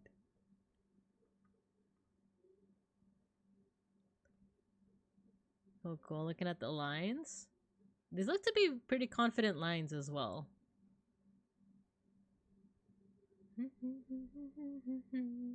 So shaped. Did you also use a reference in terms of like, of course, Tyrannomon's design, but like where the shadows would go? Because at first glance, it seems like the shadow here should be under, but I do remember with Tyrannomon, I think he probably does have like a ridge underneath his brows like this. And then of course I do like that you have the spikes kind of like, this kind of adds an illusion of depth here with its circling, but it's still kind of centered on where his tail would be. You have some videos about texturing stuff? Could you send them to me on Discord? Sure. And you're kind of, I like it looks like it's kind of intuitive at this point, but how to kind of warp the triangles in order to shape them around the tail. Also, wait, we just glossed over something. You're not using references? And you're able to do this just off the noggin? That's kind of insane. That's kind of cool. Of course, I will always be a proponent of like definitely use references in your work whenever possible. But the fact that like you got the pose here, and like you got the attention to detail of like everything that's on Tyrannomon without a reference is kind of insane. You're just winging it. Yeah, nothing wrong with that. It is fun to also do that thing of the challenge of like draw a Digimon from memory, right? I think I did Gabumon from memory for one of my like daily doodles, and it was kind of hard.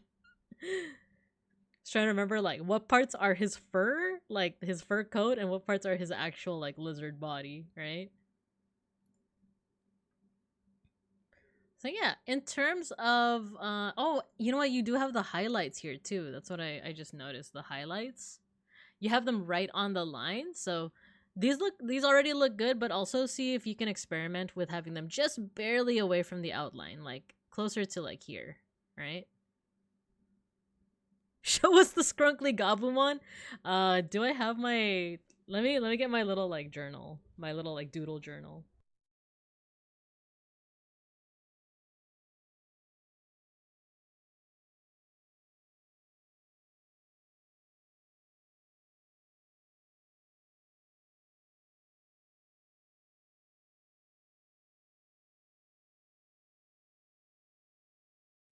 Oh no, stream's dying for you. I'm so sorry.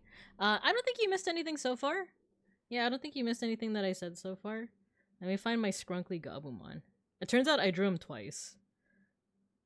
One with a reference and one without. Oh my gosh. It looks pretty funny. I think when I drew him, I thought that the fur cut off right before his nose. So let me take a picture of this.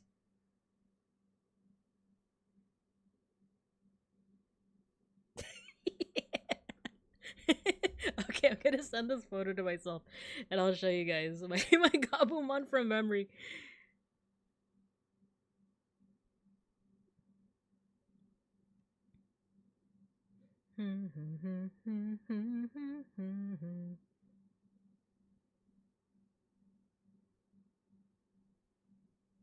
I even wrote Gabumon from memory.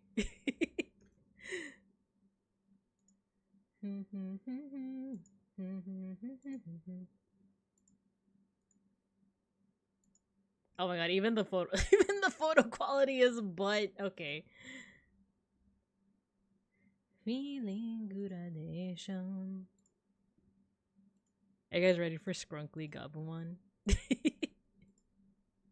No, the picture's freaking huge. The picture's freaking huge. I should have just used Pure Rev. Dang it.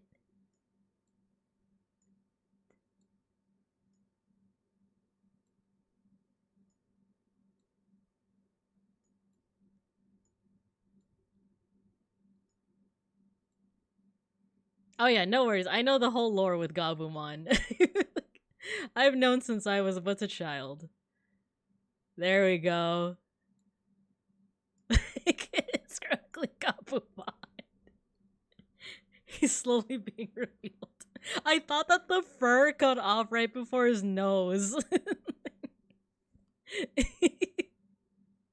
He's just standing there. He's just standing there.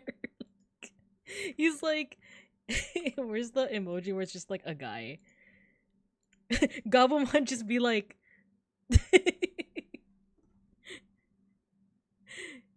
he's like, hello, fellow Gabumon. It's like very obviously like an Agumon. Why does he look traumatized? What do you mean? What do you mean? He just be standing there. He just be standing there. You know what it is? It's the 3/4 view, but the eyes are not 3/4 view. It's like it's like supposed to be 3/4 view, but hold on.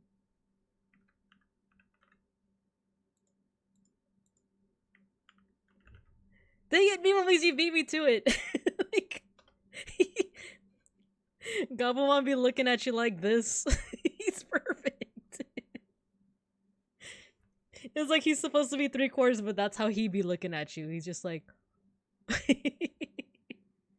you're gonna draw Numamon today because out of the options he's simplest. Yeah, and Numamon's he's so cute. I recently became like more appreciative of Numamon. I think it was specifically because of beeplebees.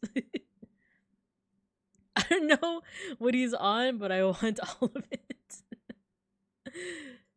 So yeah, so far we have the Tyrannomon and then the Airdramon, right? So we have here, he's chilling on a cloud and you're once again experimenting with the textures on the cloud. Very cute. You have your confident line work. You also have, ooh, so we are seeing some hue shifting here. I love that we're seeing hue shifting. He's perfect. He's just a little guy. He's just a little guy. Ooh, and another thing that I'm noticing is with the way that the wings are made, there is like a variety of like you didn't just choose to do like up down up down up down up down. You put in like these little zigzags because that is how Airdramon's design is. Especially with like these parts where like parts of the wings have like are kind of tattered, right? But that's also just a good practice in general when drawing like wings or textures, right? And then here you have like the lines to imply hair. I'm also seeing some experimentation with like once again the gradients within your lines. Same with I like the texture here too in the horns.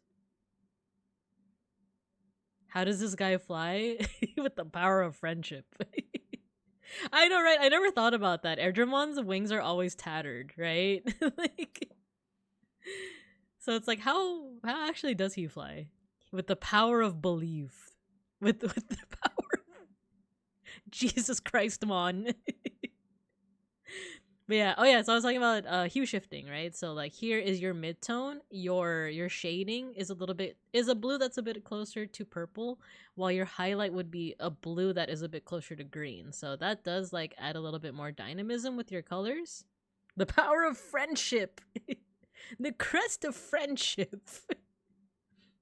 God, the episode where Matt digivolves Garurumon for the first time, and like he says the crest of friendship, and no one else's crest evolution has the character saying their crest name. It's literally just Matt saying the crest of friendship. I did the lines a little weird because I couldn't get the colors right when coloring and just went back to black and quit on some of them, mainly on the head. Black lines also, I guess this is another thing to go into. A lot of people will say like one big tip with using stark black, like what is it?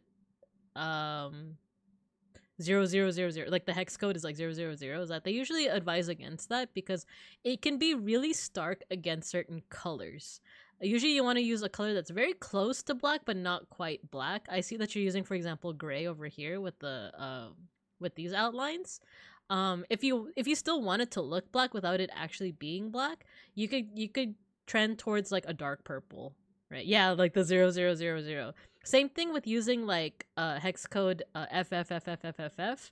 You don't want to use like you don't want to use like white because it could look a little bit too stark against like other colors that you might be using. So it kind of depends, like, you know, with black you want to use like a dark purple, but with white, if you want it to look like sanitary white, like clinical white, you could use a blue, like a very, very light blue. If you want it to be a little bit more nature-y, you could use like a yellow or an orange, really.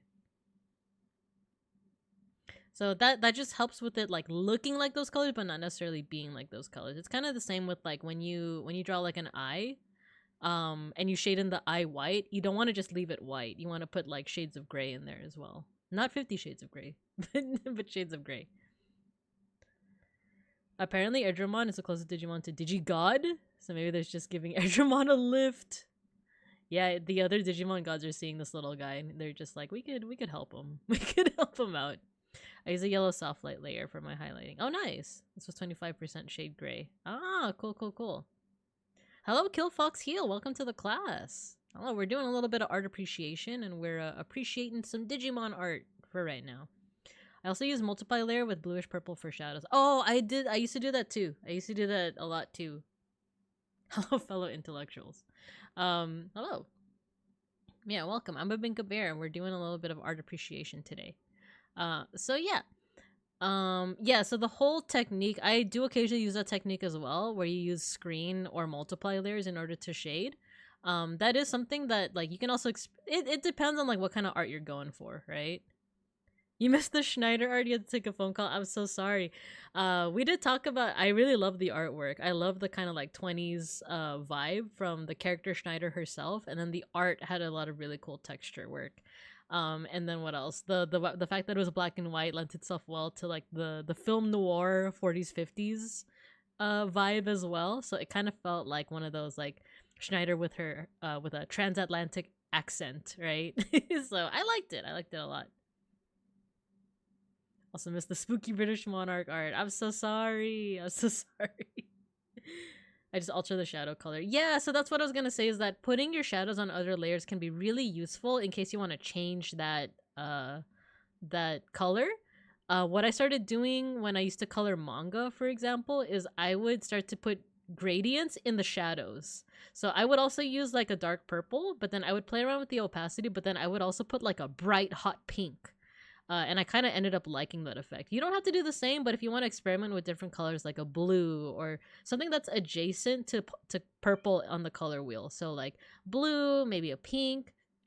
You could also go the complete opposite direction and do like a yellow, but then it starts to look a little jarring, especially if you're using yellow for like your highlights, right? Every single color is a different color. Oh, so you don't color pick. I see. Oh, every single color is a different layer. Yeah. That can also really help you with like deciding on your colors, because that happens to me a lot where I do challenge myself occasionally and try to do like a one layer artwork and like a painterly one, and sometimes it's a struggle and sometimes I get a color wrong and it's like a little too late to fix it because it's all one layer. So that can be really hard. So that's why I also sometimes default, especially with like commission work, or something that I want to look really polished, I do also default to having it all in, or not all in one layer. Each color with its own layer, including its shading, and especially using like clipping. Do you use like clipping masks on Procreate? Because that can definitely help with like making sure that your shading stays within that color layer. I like drawing, I just hate painting. Yeah, I can definitely understand that. So it I know that it's gonna go completely against what you just said, but what really helped me with my art was taking a painting class. But like I had a pretty lenient painting teacher.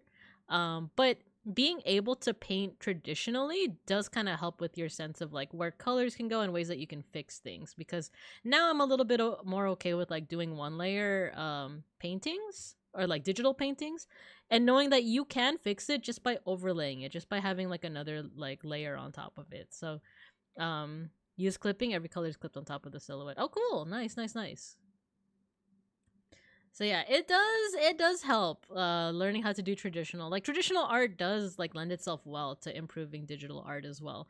It's kind of the same thing with like a lot of people I feel go into pixel art because they feel like it's a bit simpler than going into traditional or digital art, or like learning or people will draw chibi because they feel that it's simpler than drawing like in with proper anatomy. This is true, but also you do still want to learn kind of the hard things, right? Like you want to do the hard things so that it can make your process just a little bit easier.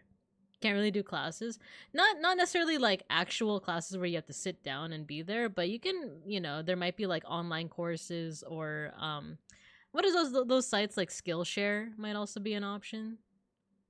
My traditional art is drawings. It's more the same as characters. Yeah, nothing wrong with that. I also don't do backgrounds as much. Um, yeah, I don't have anything witty to say with that. It's just like I also don't do backgrounds a lot. I do like character work a little bit more. And sometimes characters just be in the void, They're in the void. Nothing wrong with that. But yeah, there's like resources definitely. But yeah, otherwise, so good kind of like textures, but with just using the one brush that you're using. Good textures with your other brush options. I like that you're experimenting overall with colors, gradients, and then hue shifting. What else? And yeah, just having this little bit of like dynamism with your lines is also really good as well. So yeah, good work with all of that. So thank you for sharing your art with us, Lampot. Feel free. I'm still gonna take another voice break, so feel free if you have any other comments on anything I've said. Feel free to put it in there. And if anyone else also wants to comment on anything that they've seen on Lampot's art, feel free. We have one last thing to look at for today, and it is Popolo Croix. But I'm actually gonna take a voice break right now without going into an ad. Oh no, actually, we do have an ad break soon. We do have an ad break, so I'm gonna go ahead and just let that play, and then I'll see you guys afterwards. But I'll keep Lampot's art up here in case you guys want to say anything else. I know what I like and what's good for me when I'm good at illustrations, characters, more cartoony stylized characters. Yeah, nice, nice, nice.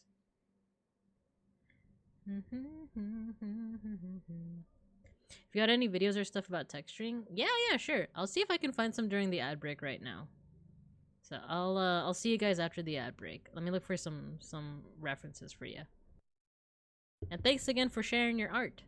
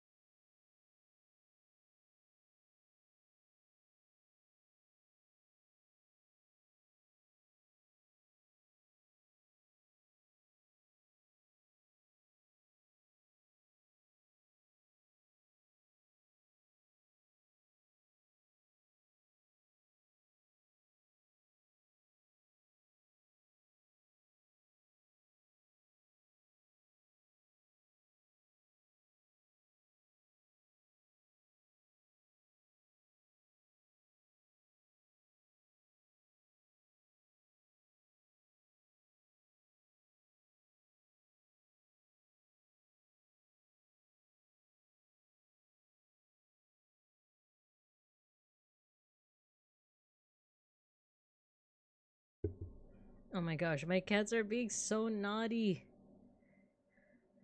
My cats, they're hopping all over the place. And my tracking. My tracking.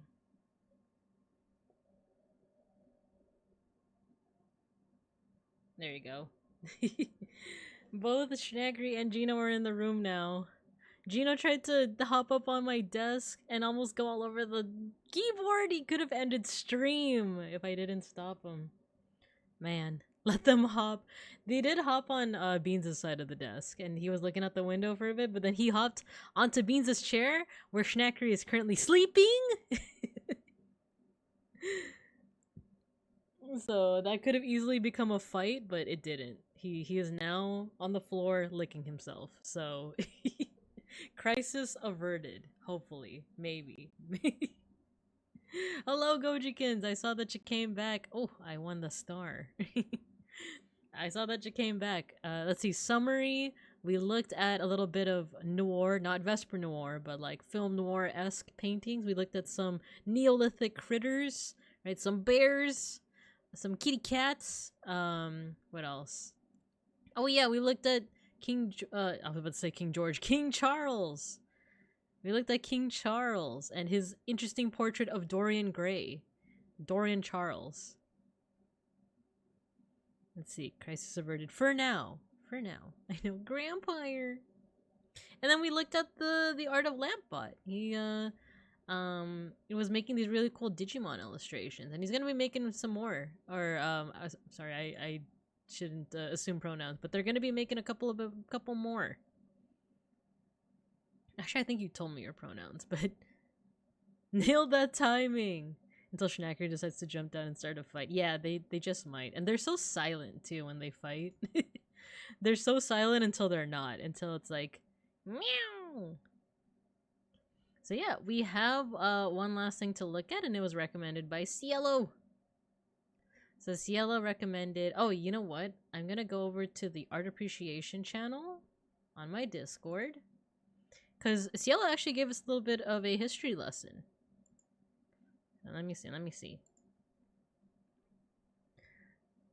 Okay, so here we go. Art Appreciation submission, Pablo Croy's story. So quick history lesson.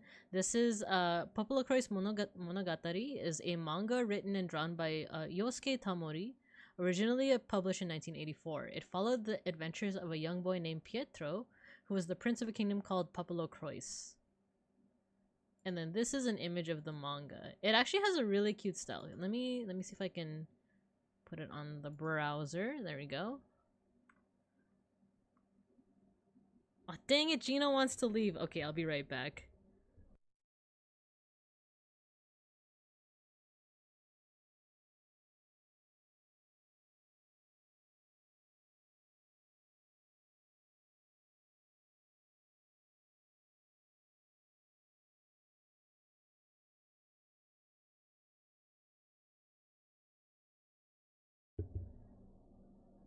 Okay. I suggested that portrait because it looks like a painting of Vigo the Carpathian. Yeah. So here's the picture of the manga. It actually has a very interesting style because it's wait, why did I get a text message just now? Oh, okay. Just kidding. Thank you for the alert, beeplebees. So we're gonna see this style too when we look at the videos later on. At first it might seem like kind of like a simple kind of it's the kind of style that you would see in like a children's storybook, right? It kind of is, but I'm gonna go into that a little bit later because I did watch a couple of the videos before the stream started. And yeah, I have some things to say. It looks really cute, by the way. But let's continue on with the history lesson. So Cielo continues, the manga was eventually adapted into a JRPG of the same name. The original game released in 1996 only in Japan, with a direct sequel in the story called Poporogue, releasing again only in Japan in 1998. The games finally went overseas in 2006, and a few more titles were released over the next 20 years, including Story of Seasons crossover for the 3DS in 2015. So yeah. So this is basically a manga that was adapted into a JRPG. Initially, it was just in Japan, but now it seems like overseas we're starting to finally get it. And then the main thing, this is what Cielo said, main thing I'm interested in showing everyone and having Binka look at is the JRPG art and the anime adaptation designs. Here are some fun videos from both the OG games opening in the 1998 anime, as well as a fun musical number that's also from the anime. And then, and finally, the character sheets for 1998 anime. And it's on Tumblr because I can't read Japanese. No worries. Sorry, I got a customer escalate. Oh no! Right when you start, feel free to handle any work that you got to. No worries at all. No worries at all. But yeah, so we are gonna start on. We just started actually. We just started talking about Popolo Croix. I was just reading off what you had put in the art appreciation Discord or channel in the Discord. So yeah, I think I want to start off first with the character designs because I find them really charming, and then we'll look at the videos. All right, so this is on Tumblr, so I don't know how far I'm gonna be able to scroll until Tumblr's like, you should get an account. So yeah, this is Pietro. I can only tell because I can read katakana, and this says Pietro. I can't quite read it, just because it's a little small. Does it say like fu?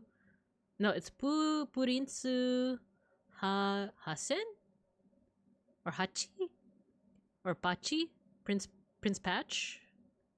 But yeah, this definitely says Pietro. Tain wa. I can't read what that says. It's a little too small. But yeah, so this looks to be the main character, Pietro. What's interesting is that when you see it at first, when you see him in color, at first it's like, oh, it looks like Link. It looks like Link from Legend of Zelda.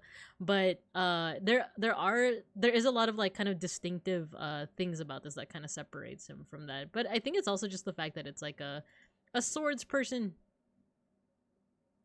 Here we have what is this? Narushia. It's either Nalsia. Why don't you make a Tumblr account just for art appreciation? You don't have to do anything, but you could avoid those annoying pop-ups. Oh, that's true. Because I do have a Tumblr account, but it's like my personal one. So you would see a lot of like ish posting on that one. So yeah, maybe I should make a Tumblr account. So this character's name is either Nalsia or Narcia or Narcia. This is really cute. Oh yeah, so let's talk about some of the features that we're seeing. So this character has like a ponytail. Let's see. They have a sword, and then there's this little pendant over here. Maybe that's what this is referring to, a prince patch. So maybe this is showing that maybe he is a prince. And then the cool thing with these character sheets is that you can kind of tell a little bit about their personality already. So it seems like, you know, this person is a dedicated fighter. But also there's some sleepy time as well. Let's see. They seem curious and adventurous, but I noticed that their brows are furrowed. So they might, I don't know if they're also, you're here. No worries at all, CLO. No worries. We just started looking at the character sheets. So yeah, this character Pietro, he looks to be, you know, correct me if I'm wrong, but he seems to be a bit more serious. There is this little part over here that makes him look like he can also be a sleepy guy, you know. But for the most part, a lot of his expressions look to be like brows furrowed. So either he's serious or he just takes the fighting seriously, right? Let's see. And then with this character, Nalsia or Narcia, brows furrowed, indetermination. She looks cute. So she looks like a mage character. She has like the wand, and then I like the kind of bunny ears hat. It's almost like a wizard hat, but it's like divided in two, right? So maybe a mage character. This looks to be her like not necessarily EP because she's EP, but this looks like, you know, under a status effect, right? He's a kiddo, but he takes responsibility as a prince very seriously. Oh, nice. There we go. Cool. So let's see what else we can... Let's see if we can figure out anything else about this character. So a mage character seems very graceful. Yeah, there seems to be two shots here where it looks like... It's almost like she's either under a spell or maybe she just got like, you know, sleep status effect, right? I'm not sure if she just is like a sleepy person or if that's the case here. Let's see. So she seems curious as well. Maybe adventurous. This over here seems like the kind of art you would see when she's first introduced. So she seems like kind of gentle. And then, oh, I can't read this one. This one is like in kanji. So white something earth. Like this last one is earth. This one is it's looks like it's the kanji for white. And then this looks like a warrior character. It's funny because it reminds me a little bit of like Ninja Turtles, but I think it's because the helmet has like this little opening for the nose and snout. So it might be a pig with like a little top knot. Oh, white knight. I see. What's the Japanese word for knight? Knight in Japanese. Oh, Kishi. Yeah, that is. Oh, yeah. So Kishi. Oh, I didn't realize that the word for night literally has like it has the character for earth. And this one over here, oh, you know what? I can actually break this down. The kanji for night, I believe this over here is the kanji for horse, but it's become like a radical. It's a part of the kanji for night. And this is big. So horse, big, and then this one I actually don't know. It looks like the kanji for like what? Like nani, but I feel like that's not what that is. So I guess that is how you break down like the word knight. So the white knight, he looks like he has some, like animal features because he has like a snout here. Either that or that's just how the helmet is designed. He has a top knot, so it kind of goes into like both Western and Eastern ideas of like what a knight or like a hero would be. Let's see, I like the star over here. And something I was gonna say when I was watching a little bit of each trailer, we're still gonna watch it together too, is that like the character designs don't seem overly detailed. Like there is enough detail for all of them to be distinct characters, but they seem like they would be easy to draw basically. Like the only like you don't see every single kind of section of the armor, but you do see like this star decoration. And one reason for that is if it's catered to kids, that would make them easier for kids to draw. But another thing is that also lends itself well to more fluid animation. Because when I was watching some of these videos, the animation is very fluid, very, very fluid. And what lends itself well is a simpler character design.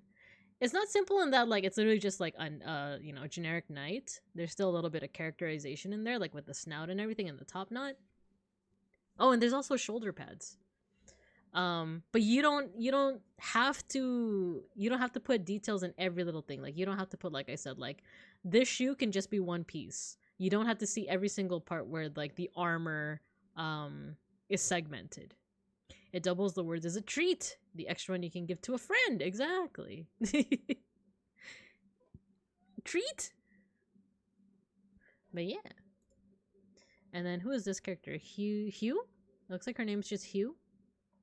So she seems to be like kind of a childish, like adventurous type, maybe sassy. And then over here almost looks like a child when you like call them out on getting the cookies in the cookie jar. I love how the hands are drawn. Yeah.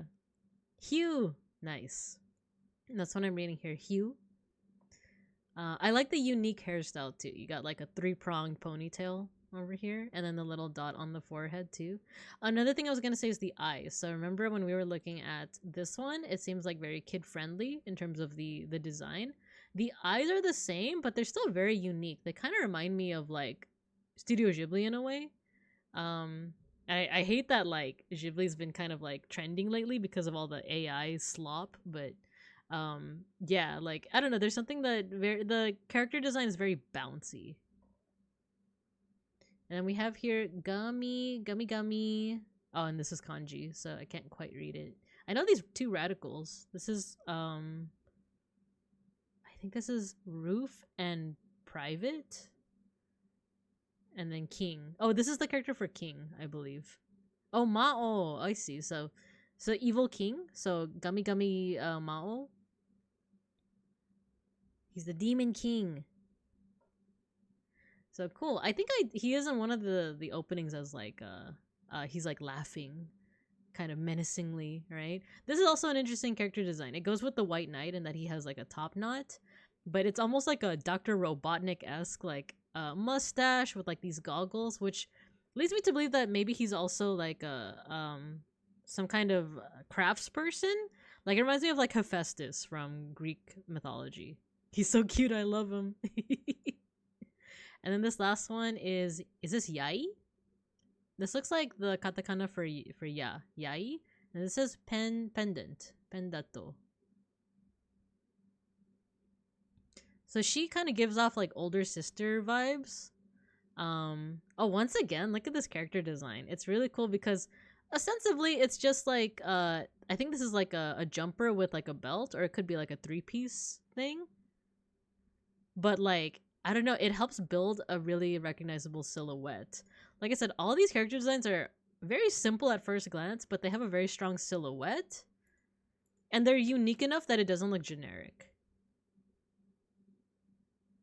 I like that. She seems very like acrobatic. Like there's a lot of like bouncy, like kind of airy vibes to her. Oh, it's Kai. Oh, this yeah, actually, yeah, that could be read as Kai. It's it just looks a little stylized. It was hard for me to read. Not me trashing on someone's handwriting from 1998. But okay, cool. So I like these character designs. Very distinct, very simple, which means that kids can easily copy the designs or they can easily like draw the designs if they want.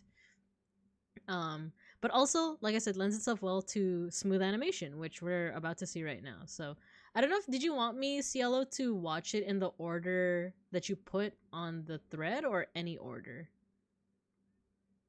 Because let's see, I think the way that you had it initially was this, and then PSX, and then creditless, and then the musical scene. Yeah, I think it was in this order. Order doesn't matter? Okay, cool. So, I already put it in that order, so let's watch it anyway. Let's go ahead and... These are all pretty short, I think. Yeah, they're all like 2 or 1 minute each, and that'll let me rest my voice. So let's go ahead and watch this together.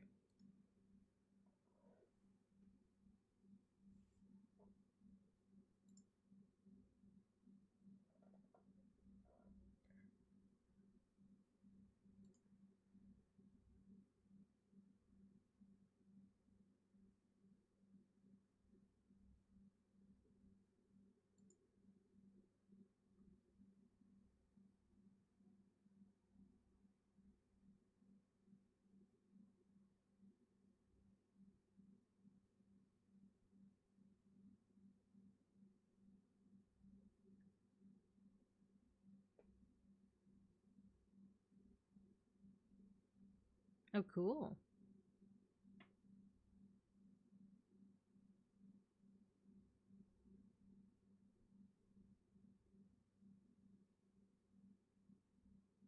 These are so cute. This is so cute.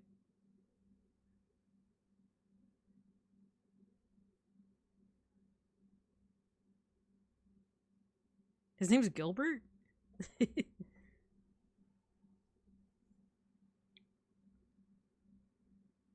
Oh, cute.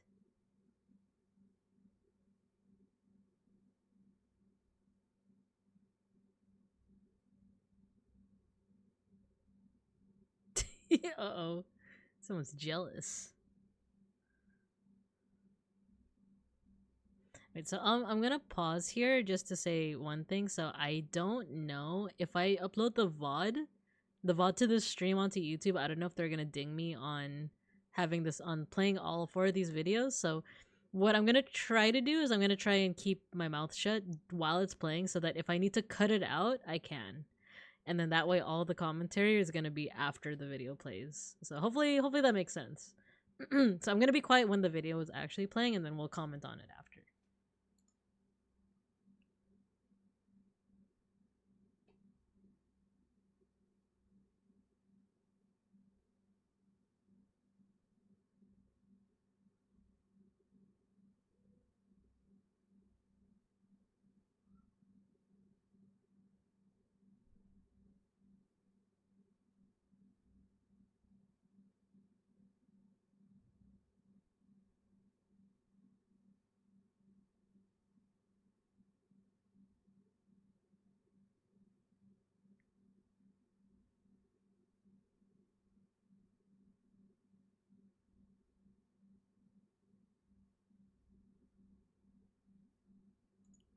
Cool. Okay, so unless there's anything in those last 2 seconds. Nope. No, not the ad. Dang it. I don't think so. They're from games or the show. So, oh well, just in case. I never know. Just I don't want to have to like either edit it out manually. Like I'll just leave it up to YouTube to edit it out. But yeah, just in case. Oh, dang it. Okay, let me mute the ad. Okay, Liam. You in particular, Adobe Creative Cloud. Okay. Okay, so now that that is played, that was incredible. So I didn't watch this one before the stream started, and it's just like I said, the animation is very dynamic. First of all, I love the that it opens up with this kind of wall art. It kind of gives the vibe of it being like an ancient civilization, right? Because you have these kind of stylized figures over here. You have faded away like works on stone. You have these geometric things, which they're all like kind of references to various ancient civilizations like Egypt, Mesopotamia, like the Nazca lines that we were talking about. But it's kind of like a combination of all of them. Even like curved lines kind of give like Celtic vibes, so it's almost like an amalgamation of different like ancient civilizations, just to kind of give off the vibe that like first we're looking at the past, we're looking at kind of like the lore of the game, and then we move into kind of like the present and the action. The world building is some of my favorite. Oh cool, in the last 2 seconds there was a surprise Adobe ad. Oh no. That's what I get for playing those last 2 seconds. And then here this does look like Pietro, right? Is this Pietro? Kind of looks like him. And then let's see what we have here. Oh yeah, I was talking about how the animation is really smooth because he moves in the same way. Okay, I want you to bear with me. In the same way that it looks when Big Ham rigs someone. And I'm not just saying that as someone who's rigged by Big Ham. She has a really good way of just making all of her like models, her model children, look 3D, even though it is like live 2D, right? Bear with me. So the way he moves, I'm gonna keep it muted, but take a look at the way he moves. Like the little head shake, right? Like the little like way that he moved his head.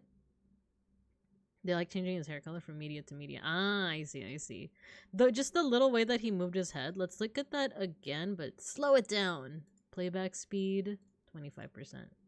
Hopefully that's not too. Here, I just want to see. There we go.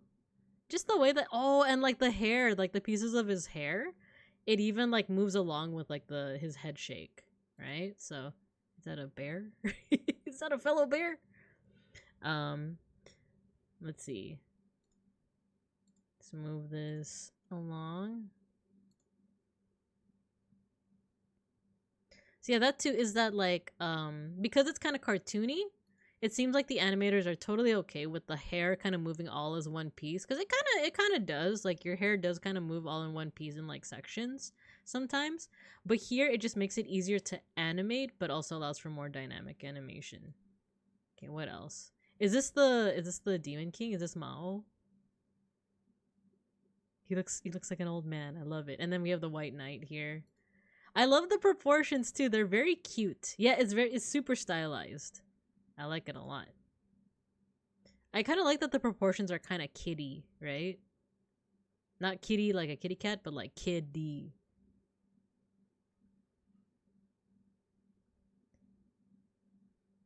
Oh, the way that he moved just right there, that was really good. Very fluid. Even the dragons. So the dragons have a little bit more complexity to their designs, but it like here we go. The dragons have a little bit more complexity, but like it still comes off as a dragon, and it still kind of is. It makes sense within like the style of this animation. There's also like some really fun kind of subtle character interactions here. Like I think you see the girl, is it Kai? she's just like, I don't trust her. I don't like her. And I like how even the eyes could come off as like derpy, but then like in universe, it works. It works for these character designs.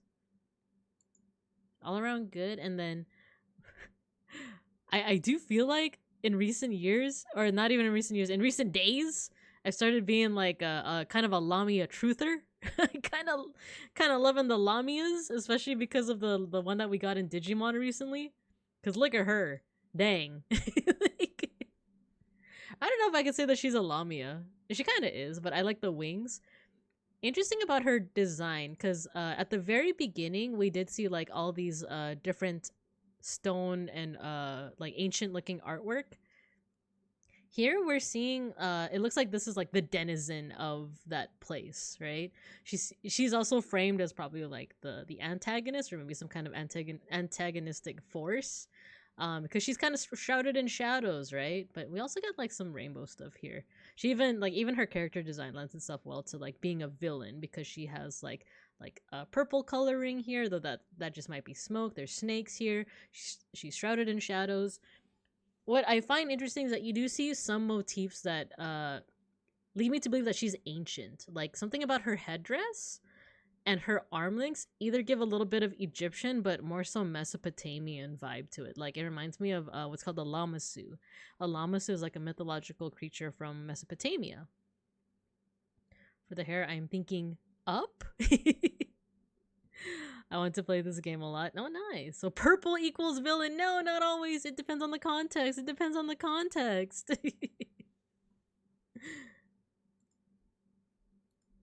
Yeah, oh my god, yeah, her hair is in fact up. It's like up.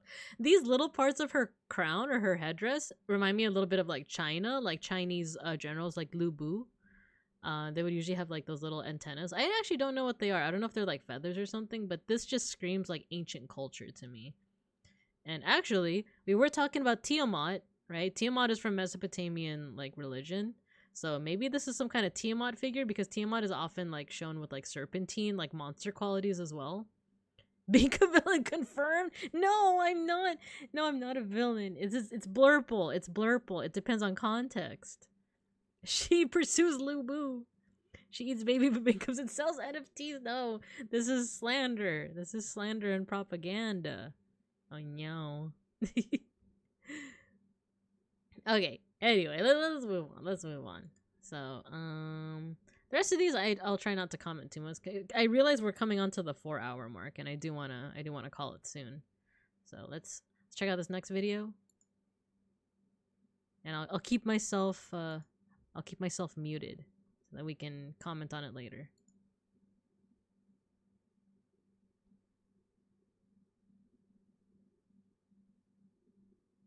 It's a little loud in my ears.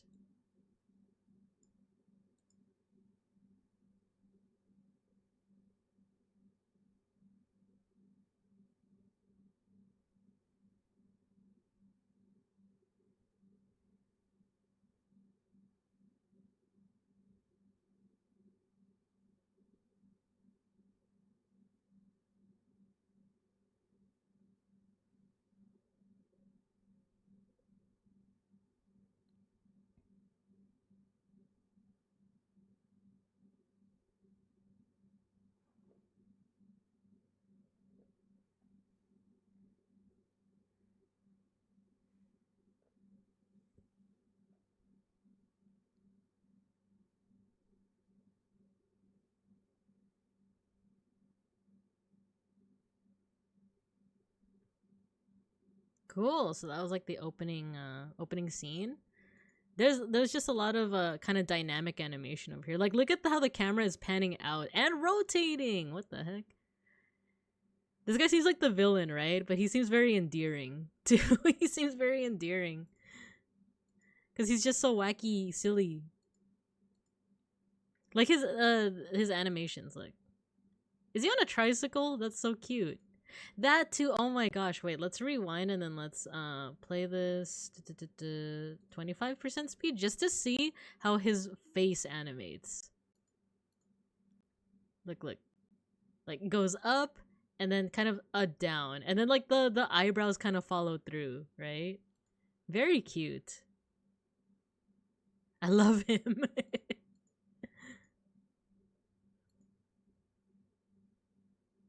I like the facial expression. He really reminds me of Dr. Robotnik, but like short and different. I like also the like Japanese motifs as well. He's a villain, but he's also a part member. Anti-hero, nice.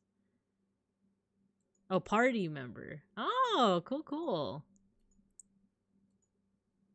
And cool. Let's go ahead and move on to the next one if that's okay. I do want to call it soon. Yeah, these ones are about 2 minutes. Let's go ahead and take a look at these ones too. Oh, this is so pretty. Oh yeah, keeping my mouth shut.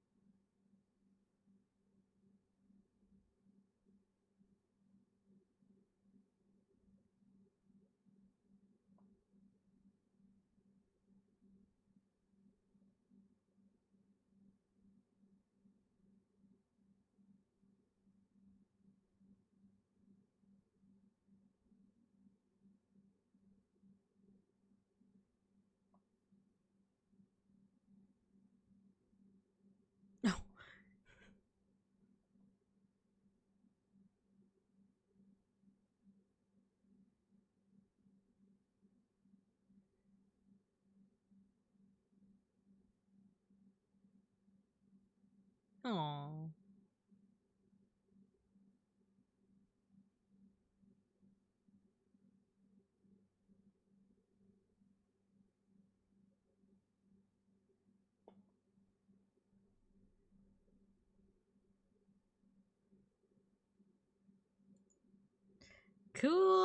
Cool. So there was a lot in that one. I think this is the video that I watched before the stream started. There's a lot, and like this is, first of all, this is just such a vibe. This whole like opening is such a vibe. If you want like kind of the retro 80s 90s anime feel, this is so good. Like the lighting effects look like that style, the music, and like I said before with the character designs, it seems like relatively simple. Even the eyes, and then I think Cielo highlighted it before, but the way their highlights are facing shows which way they're looking, which is very effective, right? Oh, I'm gonna mute it. We do see, like I said, a little bit more detail with the dragons, but it still kind of fits in the style. And another thing is, like, even if it doesn't fit, there are times where the dragons, their level of detail is a little bit it doesn't quite match the other characters in the series, but that can also lend itself well to world building, because it could be like, oh, these are otherworldly creatures. You saw this really effectively with Avatar The Last Airbender with there's a bit of a spoiler, but at the very end of the series, Aang encounters a creature that is almost in like a painterly style, and it's because that creature is so ancient that it's almost like otherworldly. So it's almost as if you saw something in real life that is just in a complete, can you imagine seeing, like, I don't know, someone that is legit in like anime style but like in real life? Like that would be kind of mind-blowing, right? So it's the same here, where like it can also make sense if something doesn't match the style, especially if it's in the context of it being otherworldly. So what else? I really like, there was like a fight scene that was really good. Because this one I remembered as soon as I saw it. This one where like he's like dodging all the other. Oh, there you go. You see too when whenever they strike, there's what's called a smear, and this is one of the few things I kind of know about animation. Look. So as soon as they strike, maybe I can pause up just the right time. No, I missed it. But their swords. Their swords like have a smear to them. Let me see if I can do it with my space bar. Kind of like there. Look at that. The faces. This is one of those things that goes by so quickly you're not supposed to be looking at this frame, but it's funny when you do pause on it. That's just how they looked back then. Exactly. Oh, there we go. That's a perfect example of like a smear frame, where like it doesn't quite look like a sword anymore, right? But that's intentional. It's supposed to show the motion of the sword, right? If you saw someone in Chalk Zone animation but in Meat's face, exactly. That's just how they look back then. It's so funny. That's just how people look back then. Murder face, murder face, murder face. And then this part where he drops the sword and the little guy's just like, oh, you're not trying to kill me? And he starts crying. I love that, because that's already a lot of environmental storytelling, right? So cool. This is such a vibe. And then we have our very last video right here. Let's go ahead and watch it.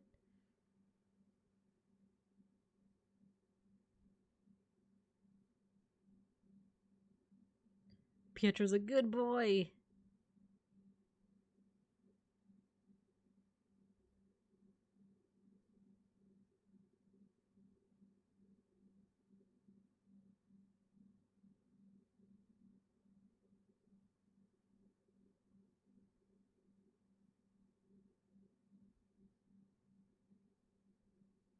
Booba.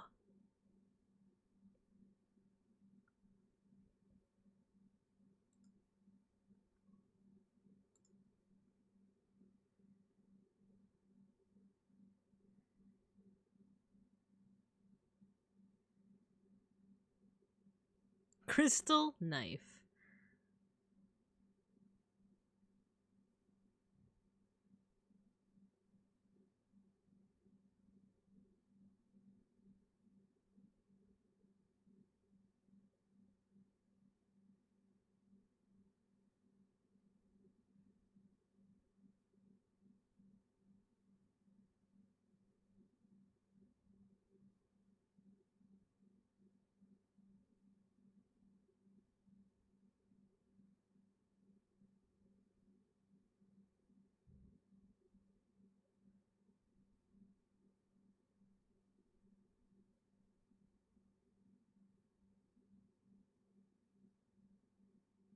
Was that the Pokemon sound?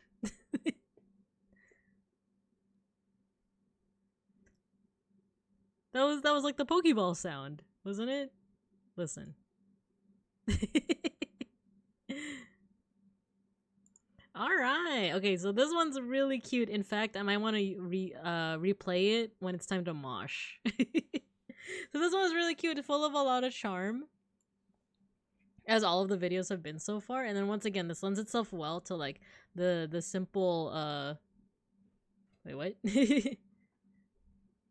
Oh, give me a second. Let me mute.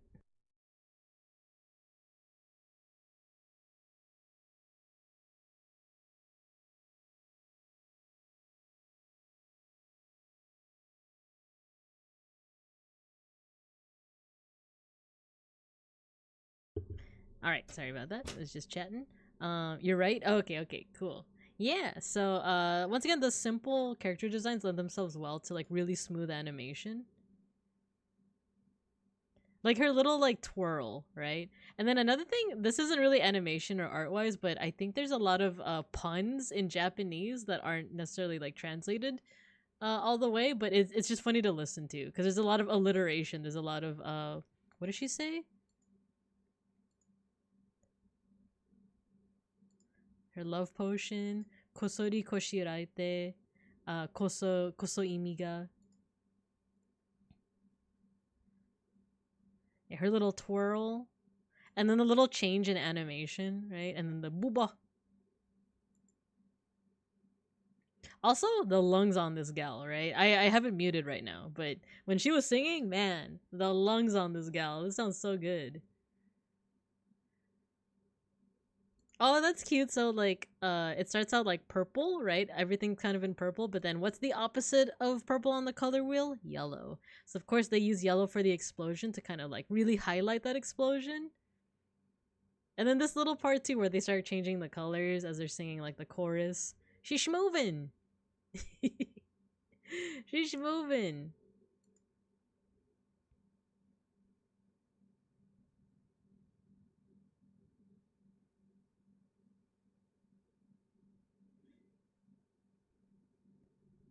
Cute. And then the lighting when she's like doing her opera singing. She's so good. She's Narcia's older sister. Oh, okay. Oh yeah, they did say that she's a witch. Majoda. Little petals. So yeah, overall, like, thanks for showing me all of this this cool, like, these cool videos and this cool artwork from Popolo Croix. I'm a fan now. I love this. It's very charming. And like I said, the big thing here is just the use of like simple character, simple but like recognizable and really strong silhouette like design. So this is a really good kind of lesson in like you don't have to put all these like VTuber level like details in order to make a really good character design. So yeah. I like that they don't shy away from making a fat lady. I know, right? Which is like kind of few and far between in like more recent series. It's so good. Highly recommend watching. Yeah, that might be something that I watch while Beans is either like playing Overwatch or something. I have been watching a little bit more Digimon Appmon, which is like a spin-off that I've been liking a lot. It's weird because it's very obviously for kids. So like the drama and some of the plot is a little bit like kiddie, but like there's some cyberpunk level like I don't know, like warnings against AI stuff in this series that I'm really digging a lot. So after I finish Appmon, Popolo Croix might be the next one. So yeah, thank you, Cielo. And then thank you everyone for tuning in.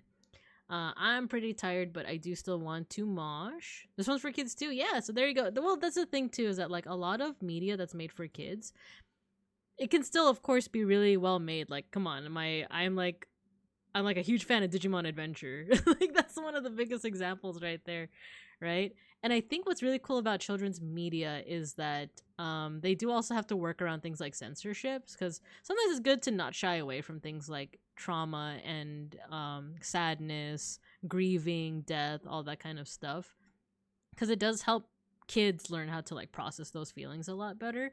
But sometimes they also do have to work around censorship. So one of the biggest examples is like sometimes they work around it with like, for example, Batman the animated series.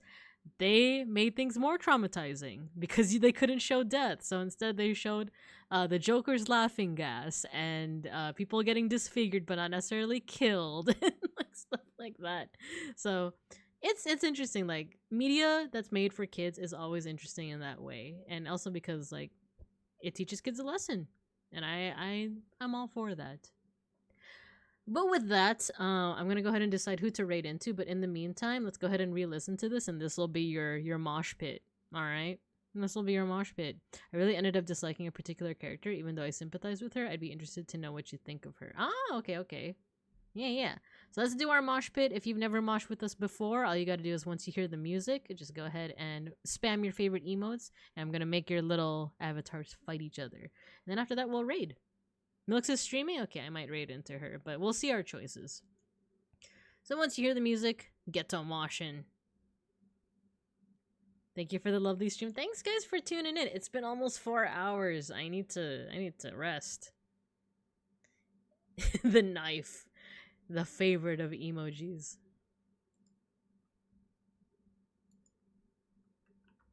I might take raid. Yeah, if you have someone to recommend, let me know. But otherwise, I'm gonna just choose. There's no guarantee that I'll choose it. Is what I mean to say.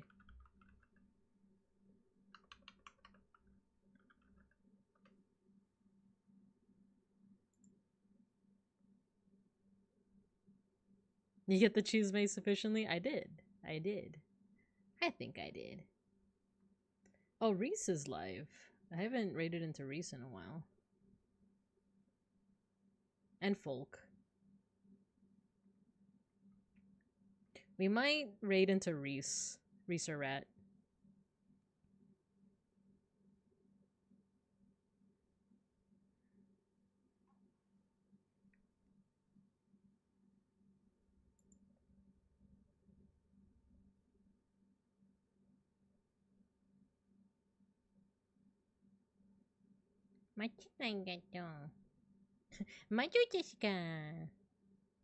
Yeah, we might do Reese or Rat. Because he just started streaming, like, literally, like, 3 minutes ago.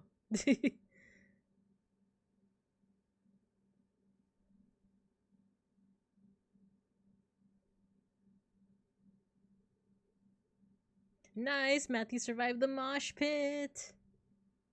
Good job, guys. Yeah, I see that Folk and Milky are both live and a couple other friends, but it's been a minute. I know that Reese, I think he went on, like, hiatus for a sec, right? So he's finally back. But alright, guys. I'm tired. I'm gonna get some rest. I'm gonna get some food. I did have a torta recently, but I'm gonna get more food. So, blood for the blood god! We're gonna go ahead and raid into Reese. Let's see. Start the raid. So I hope you guys have a good afternoon. Wait, morning, afternoon, or evening. And as always, I'll see you guys when I see you guys. But also, thanks guys. Thanks for tuning in. I appreciate when you guys appreciate art with me. So yeah. A daughter? Wait, I forgot. What did I say? But yeah. So I'll see you guys later. Bye-bye.